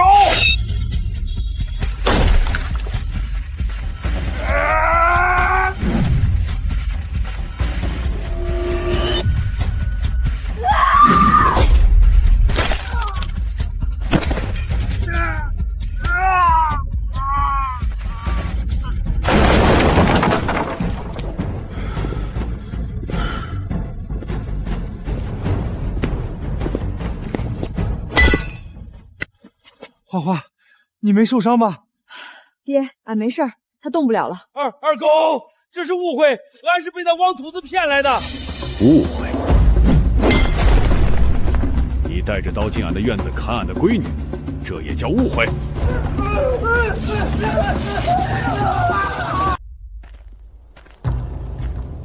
王大夫，昨晚在俺后院的时候，你手里的柴刀晃得挺扎眼啊。二狗，刘二哥，俺那是一时糊涂，俺真不是冲着弟妹和花花丫头去的，俺就是走错了院子。走错了院子？你带着200号人，手里提着开刃的家伙，翻着俺家的院墙，跟俺说你走错了院子。真的，俺昨晚喝了点劣质烧酒，脑子有些发懵，转错了弯就转到后山去了。村长，你听见没有？王大富说他带200人来给咱们村拜年，结果走错了院子。呸！王大富，你少在这儿扯谎！你昨晚在墙底下喊着要砸大门的时候，我在墙头上听得真真的。你还让王秃子点火！大山村长，大荒年的大伙都不容易，俺那也是听了手下人挑唆。俺要是知道二狗兄弟手里有这些仙家法宝，给俺吃10个雄心豹子胆，俺也不敢跨过那条云水渠啊！现在知道不容易了。你抵押地契去城里找无赖的时候，怎么没想想大伙容易不容易？王家村长，既然你觉得是一场误会，那昨晚咱们大门被火烧的损失，还有护村队受伤的账，总得结。俺们王家村现在连野菜根都刨不出来了，大伙肚子都贴着脊梁骨，俺这真是1文钱也拿不出来了呀！俺爹和客商做生意最讲究规矩，没银子就拿东西抵。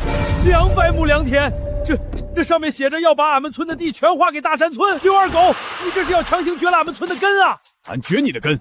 你带人来抢大山村仓库的时候，想过给大山村留根没有？二狗，地要是没了，俺们村那几百口人下个月全得去当流民，全得死在桃香路上啊！你不能这么狠啊！你现在跟俺谈狠，昨晚要不是俺带了防爆盾牌和铁丝网回来，今天躺在这地上的就是俺全家老少。那时候你王大富会给俺留活路吗？俺当时也就是想借点粮，俺没打算要人命啊！借粮需要用柴刀去劈俺闺女。王大富，俺今天把话搁在这儿，这字据你签也得签，不签也得签。俺要是签了，回村里祖祠，俺怎么对得起列祖列宗？俺就是死也不签。死也不签，成啊！那俺今天就成全你。村长，把王家村这200号人全给俺绑了，挑断手脚筋，今天晚上全扔到后山深谷里喂野狼。反正大荒年死几百个流民，县衙也懒得查。村长，签吧，俺不想喂狼啊！签了吧，村长，地没了还能当佃农，命没了就真没了。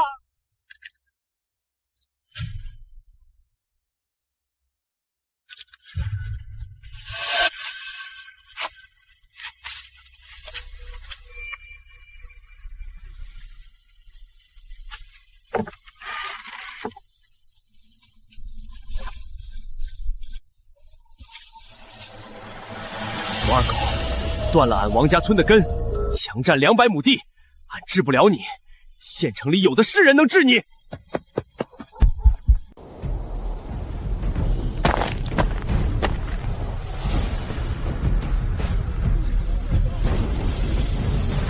大荒年里粮就是命，大山村现在能顿顿吃肉，地里有水，王家村只是第一个动手的。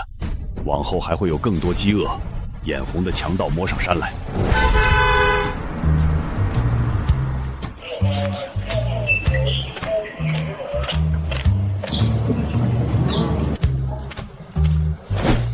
哎呀，二狗来了，快过来坐。俺昨晚正跟老张念叨你呢，今天刚好有个大活，非你不可。二狗兄弟，你上次那个山大王的打戏切片，在网络上的播放量又打破了新高。投资方今天特意追加了预算，指名道姓要让你来演接下来的这场重头戏。今天的戏份是重头戏，你要演一个带着村民修筑工事，运用特殊器械抵御上百中山匪围攻的村长。台词依然不多，但全是1打多的硬核盾牌防守战术和近身肉搏动作。只要你能拿下这一场，片酬俺直接给你调到2万块现金。2万块，那就是2万文钱，能换整整200两白银。而且导演说这一场戏是要怎么用盾牌和阵法抵御围攻，这分明是老天爷看大山村有难，特意让仙界的导演来教俺怎么护住全家老小的性命。导演，这活俺接。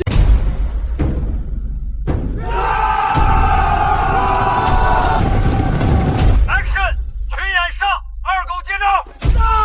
来得好，给俺开！好，完美！二狗，快过来看看监视器。导演，您看俺刚才这几下盾牌动作，在战场上真能护住身后的人不？何止是能护住，二狗，你刚才那一记沉肩盾击，力量从腰上传到盾牌上，200斤的壮汉都能被你直接撞飞。不错，这种打法在古军阵里叫不动如山，动如阵阵。只要阵型不散，那就是铜墙铁壁。对，现在的年轻演员哪有你这股眼神里的杀气？二狗，你老实告诉哥，你最近是不是遇上什么难事了？我看你练这盾阵的时候，简直是在拿命往里拼啊！导演，俺不瞒你，俺家里现在确实有恶狼在盯着。俺要是变不强，俺的婆娘，俺那刚满18的闺女花花就得被人活活生吞了。所以这防守的本事，俺死活也得练得滚瓜烂熟。纯爷们儿，李哥今天不藏私。待会儿我把那一套交错防守、互相补位的合击阵法彻底给你讲透。只要阵子结起来，来多少土匪都突破不了。好，痛快！二狗，只要你今天把这套阵法吃透，这场大戏杀青，哥哥绝对给你申请一笔最高的特约片酬。多谢导演，多谢李教练，俺不怕掉皮流血，请教练狠狠的练俺。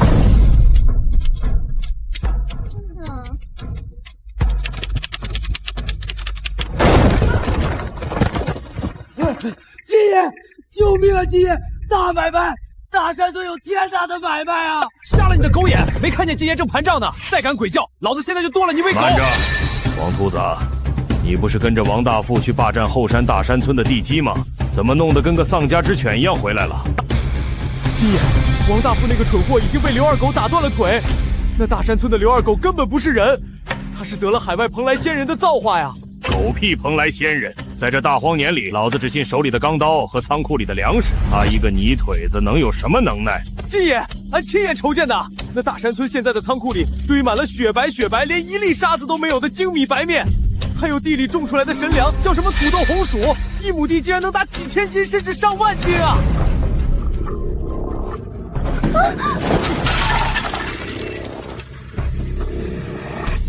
你说什么？1亩地能打上万斤？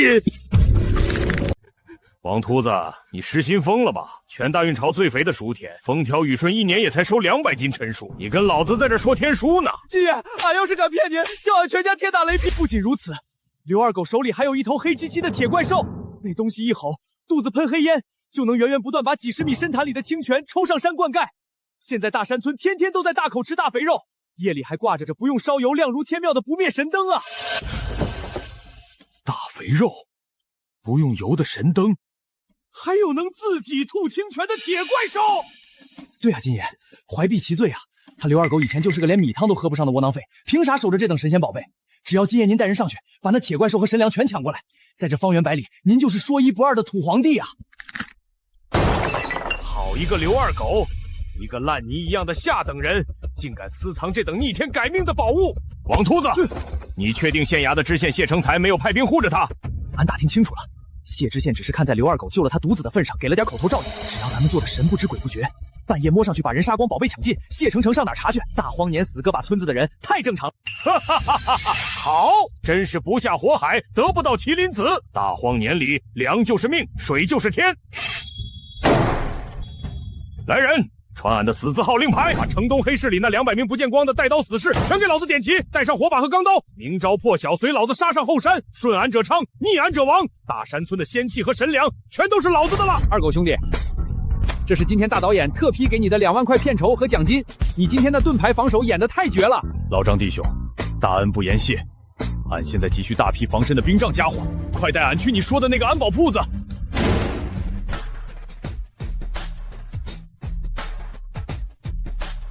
哟，老哥，要点什么？俺们这儿都是正规厂货。掌柜，那种能放出蓝色雷电，一下就能把人电得秃白沫的黑长管子，俺要30根。还有这能挡刀砍、透明硬实的神盾，给俺整50面。我操，哥们儿，你这是要组织防暴大队去打群架呀？买这么多？老板别误会，俺们是隔壁剧组的，拍大型古装战争戏要搞高标准的道具，不差钱。老张弟兄，这个画着雷电和天线，按一下能发出刺耳声响的铁盒子，又是何物？这叫大功率、大容量太阳能对讲机。只要把它放在太阳底下晒满光，不用电话卡，在方圆几里地内，你按住这个钮说话，另一个盒子就能立刻出声。千里传音，不用烧符念咒，只要晒太阳就能千里传音的法宝。有了这物件，王秃子就算带1万个人摸上山，也逃不过俺村里暗哨的耳朵。来，这千里传音的仙家铁盒子，俺要10对。还有门外那成捆带着倒刺的铁丝网，2000瓦的强光大照灯，俺全要了。今天全给俺装车。好嘞，一共18000块，看在老张面子上，俺再送你200米防踩踩不烂的钢钉，包你满意。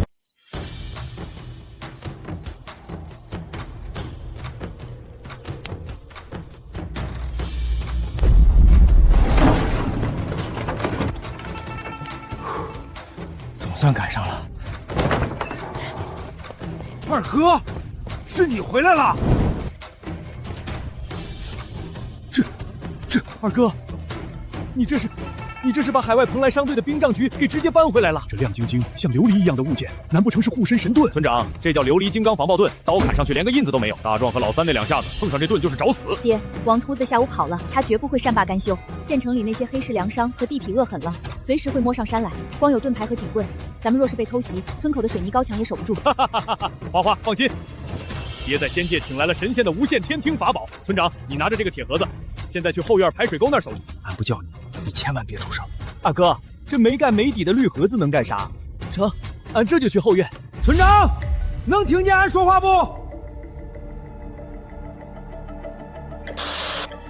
村长，能听见俺说话不？妈呀，妖怪啊！二哥救命啊！这绿盒子里有个活神仙，他把二哥的声音给生生吞进去，又吐出来了。二哥，使不得，这绝对是千里传音的妖法。万一被县衙那些多管闲事的道士知道了，咱们要被抓去烧死的。不，村长伯伯，这不是妖法，这是咱们大山村的护村天眼。爹，俺懂了，仙界的大客商是想让咱们明修暗哨。哈哈，花花不愧是读了圣书的人，脑子就是灵光。快跟村长说说你的计策。村长伯伯，你现在就去点齐护村队的50个壮人力，从明天起，把这无线天听分发给村口高墙、后山山道和水源处的暗哨。白天，大家伙跟着俺爹用翻地铁兽耕地，撒下仙家复合肥。夜里，3班倒轮流站岗，手里死死攥着这铁盒子。只要任何一个暗哨的铁盒子响了，全村老少瞬息皆知，管他是黑市死士还是王秃子，只要赶来，俺叫他们有来无回，全给大山村的弟弟当废一闷。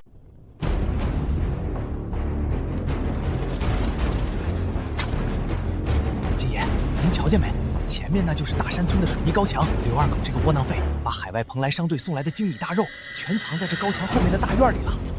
哼！区你腿子，竟然也配筑起这等高墙！王秃子，你确定那刘二狗今晚不在村里？俺打听的真的，那刘二狗今天一早就急匆匆去了镇上，估摸着是去接应什么秘密商团了，最快也得明早才回来。如今墙头上就剩下一群没见过世面的软脚虾，真是天助老子！大荒年里，粮就是命，水就是天。弟兄们，听俺号令，点火把，抬壮木，给老子把那扇木大门砸得粉碎，抢光神粮！抢粮是抢神物。花花丫头，好多人啊！这是少说也有200个杀人不眨眼的亡命徒啊！咱们手里的木棍真能顶得住吗？村长伯伯，别慌。越是这时候，咱们越要沉住气。大家伙儿把爹发下来的琉璃神盾全部举起来，护住头脸，听俺口令。各暗哨注意，贼人已进到50步死地。什么声音？有妖怪！拉开麻袋，开启第一道防线，让！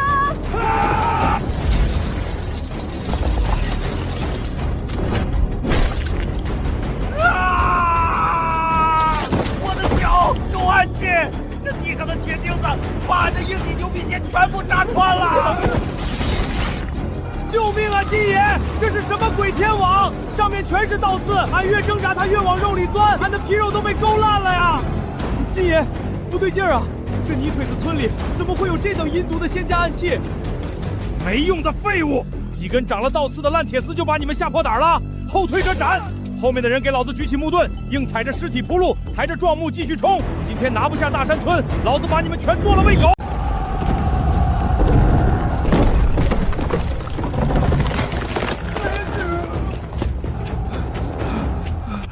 二哥，你可算回来了！外面的疯子踩着自己人的尸体，已经推着壮木砸到门眼皮底了。大门顶多再撑10个数就要塌了啊！俺今晚在这儿，这大门就是阎王爷的鬼门关。兄弟们，把俺发给你们的琉璃金刚防爆盾全部斜举起来，一排挨着一排，给俺接阵。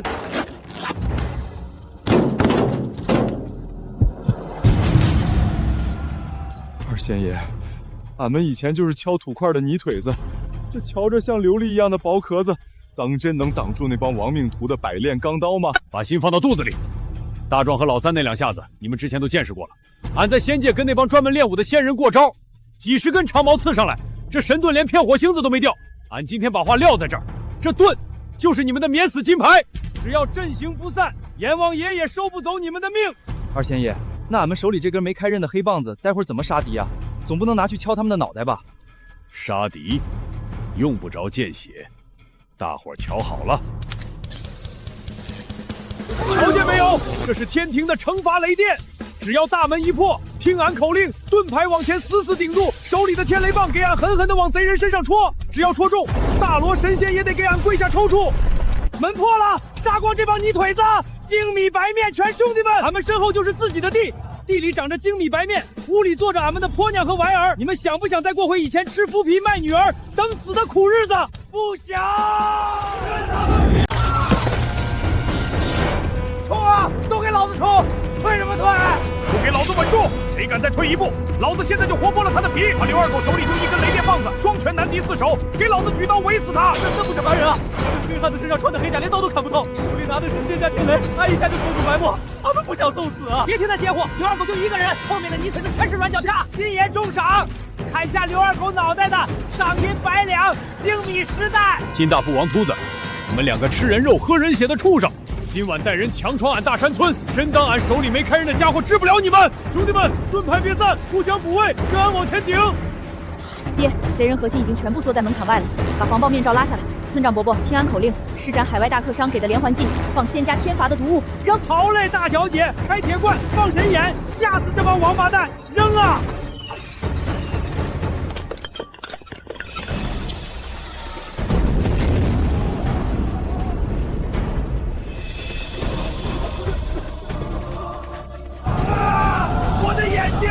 俺的眼睛看不见了！老天爷，这屋里有毒火，俺的嗓子要烧化啦！金爷，救命啊！这不是凡烟，这是仙人放出来的聚魂毒物啊！快跑，快跑！该死！谁在推老子？刘二狗，你这个装神弄鬼的泥腿子，有种出来和老子单挑！躲在烟里算什么英雄好汉？金大富，俺在仙界跟着大教练练了整整7天遁法，今天俺就拿你这黑市恶霸来祭俺的神盾！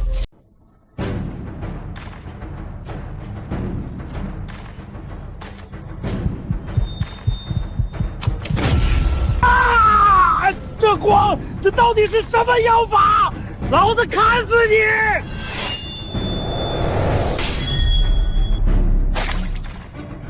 不可能！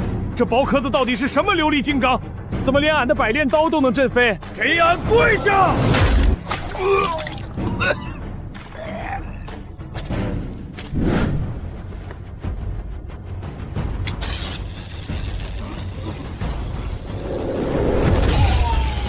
县长，饶命！痛死俺了！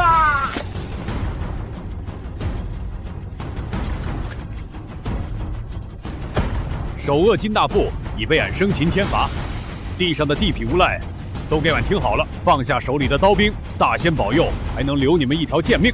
谁若还敢反抗，地上的金大富就是你们的下场。强者不杀。大仙饶命！先生送个雷电吧！俺们降了，俺们再也不敢冒犯仙庄了。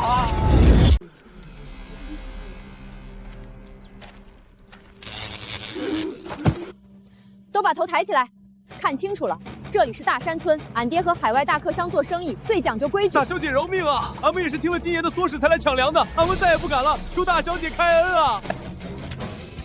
俺大山村不养闲人，但也不滥杀无辜。从今天起，俺大山村设立以工代赈积分制。乡亲们听好了，大小姐给你们活命的机会，还不赶紧谢谢大小姐？敢问大小姐，啥叫积分制啊？能给俺们这些快饿死的人留一口剩汤喝不？只要你们跟着俺爹去荒山开荒挑土修水渠，一日便能积3分，凭这3分，晚上收工就能领精米3斤，肥肉半斤，环保。但谁要是敢偷奸耍滑，心怀鬼胎，地上的金大富就是你们的下场。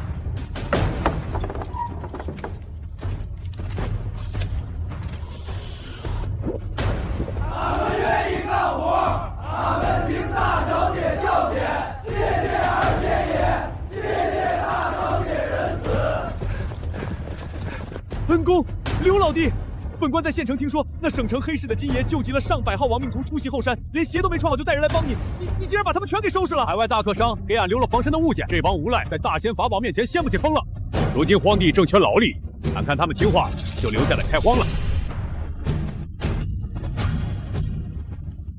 刘老弟，本官说句掏心窝子的话，大荒年里一直有水源有神粮，如今连省城的粮枭黑道都能降服。若是消息传出去，外面那些恶狠了的豺狼恶霸非得把这里生吞了。那依大人的意思，俺该咋办？总不能把到手的粮食扔了吧？大人，俺爹的蓬莱商队路远，外人查不出底细。只要大人在官场和地方上替大山村打好掩护，封锁消息，任何外人来探，大人只管说是县衙在后山办的流民安置所便成。这可是欺瞒上峰的重罪啊！本官若是漏了风声，大人，作为回报，俺大山村每季向县衙密供仙家白米1万斤，神粮土豆2万斤。有了这些粮食，大人不仅能赈济全县灾民，今年的政绩考评，怕是省城的长官也得亲自来给大人送牌匾吧？成交。刘老弟，往后在这方圆100里，谁敢来大山村探头探脑，就是跟本官的乌纱帽过不去。本官在县衙大堂替你把所有软刀子都挡回去。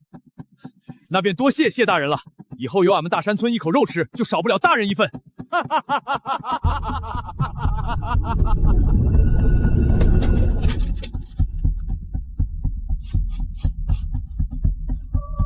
狗，火了！你彻底火了！老张弟兄，这上面的数字是啥意思？俺又给剧组惹祸了。惹祸？兄弟，你这是给哥哥送钱来了。投资方今天看到数据，直接给咱们剧组追加了1000万预算，指名道姓要让你来演接下来的核心大戏。二狗，这是10万块现金，是资方预付给你的前期片酬。只要你签了这份长约，往后在这影视城，你就是说1不2的大明星。10万块钱，这在神仙界能买下整整几10万斤不需要去沙子的白米精面，能买下几百面神盾，几千根天雷棒啊！大导演，老张弟兄，这次俺签，只要能让俺挣这10万块钱，多危险的武行大戏俺都拍，俺不怕死。哈哈哈哈，痛快！兄弟，有哥哥在，没人敢让你玩命。老张，待会儿别带二狗去吃盒饭了，直接去最好的酒楼，记我账上。好嘞，导演。二狗，今晚咱哥俩不醉不归啊！多谢导演，多谢老张弟兄。不过你今晚家里还有急事，得先回一趟家。这饭改日俺请大伙儿。王秃子那个畜生下午跑了，他知道俺村里有精米大肉，下次他找来的绝对不是金爷这种普通的黑市流氓，肯定是省城更狠的货色。有了这10万块，俺必须把大山村武装到牙齿，谁敢来抢俺闺女的活命粮，俺就让他死无全尸。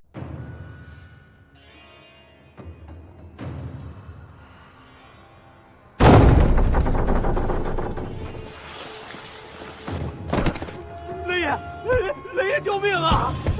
天大的造化，后山大山村有天大的财富啊！闭嘴，雷爷没钱，这丧家之犬大呼小叫，再敢多嘴，现在就割了你的舌头！慢着，王秃子，不是跟着金大夫上山抢粮了吗？金大夫人呢？怎么就你一个人跟个死狗似的滚回来了？雷爷，金爷他已经被大山村的刘二狗用天雷废了，如今连同那100号死士全被扣在山上当苦力呢。那刘二狗根本不是凡人，他手里藏着海外蓬莱仙人的长生神粮，亩产万斤啊！亩产万斤，全大历朝最肥的熟田，一年到头也出落不下100斤粮食。他一个后山的烂泥腿子，能让地里长出万斤粮食？雷爷，俺要是敢说半句假话，叫俺全家遭五雷轰顶。不仅是神粮，那刘二狗夜里还能放出不用烧油的太阳神灯，照得整个后山跟白昼一样。金大富就是被那神灯晃了眼，才被一棒子砸断了胸骨。雷爷，怀璧其罪啊！不用烧油的神灯，亩产万斤的神粮，大汉千里，有这等仙家好宝，本爷就能控制整个省城的粮食买卖，当着地下的皇帝。他刘二狗一个下等人，凭啥守着这等逆天改命的玩意儿？雷爷英明，那刘二狗现在正得意呢，以为治了金爷就没人管得了他。只要雷爷您亲自出马，把那神粮和肾气全抢过来，往后这省城黑白两道，谁不得看您的脸色行事？好，真是不入虎穴，焉得虎子。大荒年里，粮就是命。传俺的黑沙令，把省城黑市里所有的亡命地痞全给老子召集起来，再去联络周边3个县的恶霸地主民团，明夜给老子凑齐500号带刀的狠家伙。明夜合围后山，把大山村给老子夷为平地。顺俺者昌，逆俺者亡，抢光他的神粮和法宝。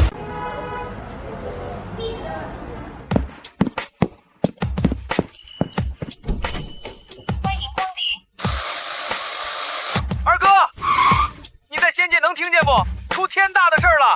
谢知县派心腹从县城冒死送来密报，说省城的大恶霸雷老虎纠集了5个县的恶霸民团，足足500多号带刀的亡命徒，连夜往后山杀过来了。谢大人被眼线困住，动弹不得，让咱们赶紧逃命啊！二哥，村长，告诉花花，让守村的兄弟们把神盾全部擦亮，带刺铁网全部钉死。俺在这仙界有10万巨款，等俺带仙家更厉害的法宝回去，叫这帮省城的畜生有来无回。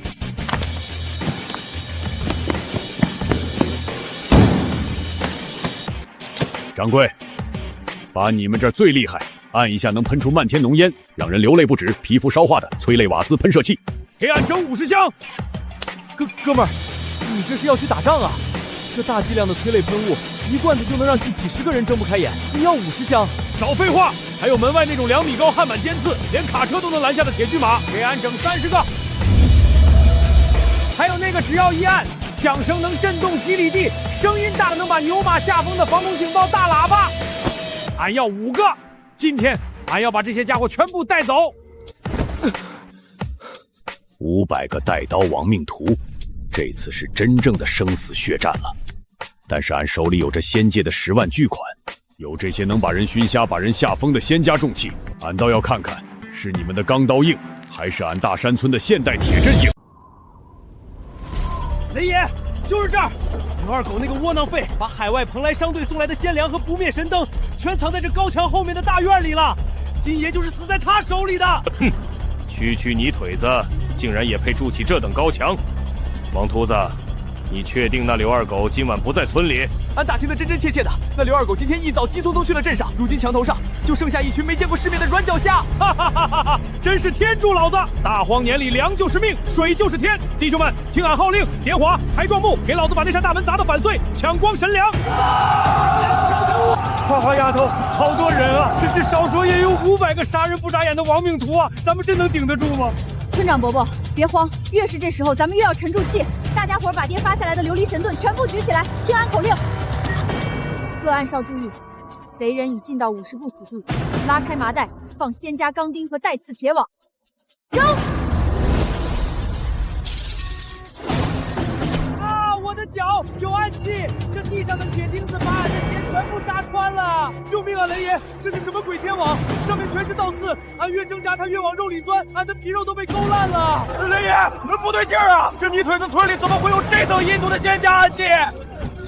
没用的废物！几根长了刀刺的烂铁就把你们吓破胆了！后退着斩！后面的人给老子推着大骏马，硬踩着路冲！今天拿不下大山村，老子把你们全剁了喂狗！门破了，给老子冲进去，把刘二狗的粮食全抢了！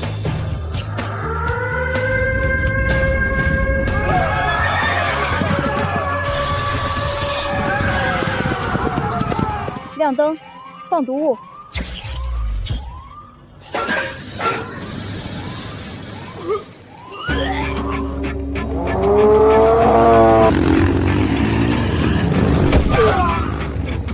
铁甲巨兽雷神下凡了，快撤！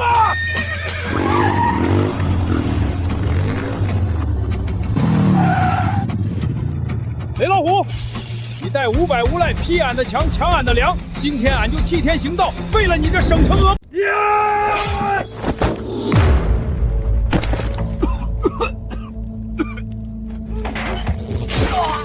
县长饶命，俺降了。首恶雷老虎已被俺生擒天罚，地上的地痞无赖都给俺听好了，放下手里的刀兵，大仙保佑，还能留你们一条贱命。谁若还敢反抗，地上的雷老虎就是你们的下场，降者不杀。大仙饶命，县长受了雷电吧？俺们降了，俺们再也不敢冒犯县庄了。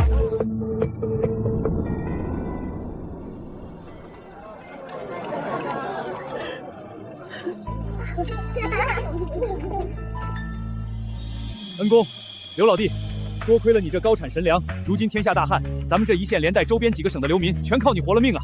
这是本官亲自向上面请来的公文，从今天起，大山村正式改名神农仙庄，由老弟你自治管理，永免粮税，谁也动不得。谢大人成全，只要大人护着一方平安，俺大山村的粮食便源源不断，咱们往后的好日子长着呢。谢大人，本季仙庄密贡县衙的1万斤白米、2万斤土豆已盘点入库，这是契书，大人随时可派车马运走。哈哈，大小姐真是不让须眉，有大小姐执掌仙庄的账目，本官100个放心。二仙爷万岁，大小姐仁慈。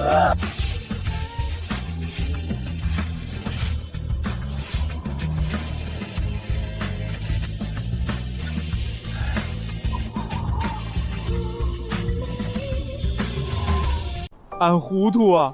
当初为了3袋玉米面，俺们居然把二弟逼到了这个份儿上。要是当初没断绝关系，咱们现在也是坐在上手吃几米大肉的老爷了。别说了，大哥，二哥现在是神农侯，高高在上，连知县大老爷都得拉着他的手说话。咱们能留在这儿捡一条贱命干活，已经是二哥天大的恩赐了。俺们活该呀！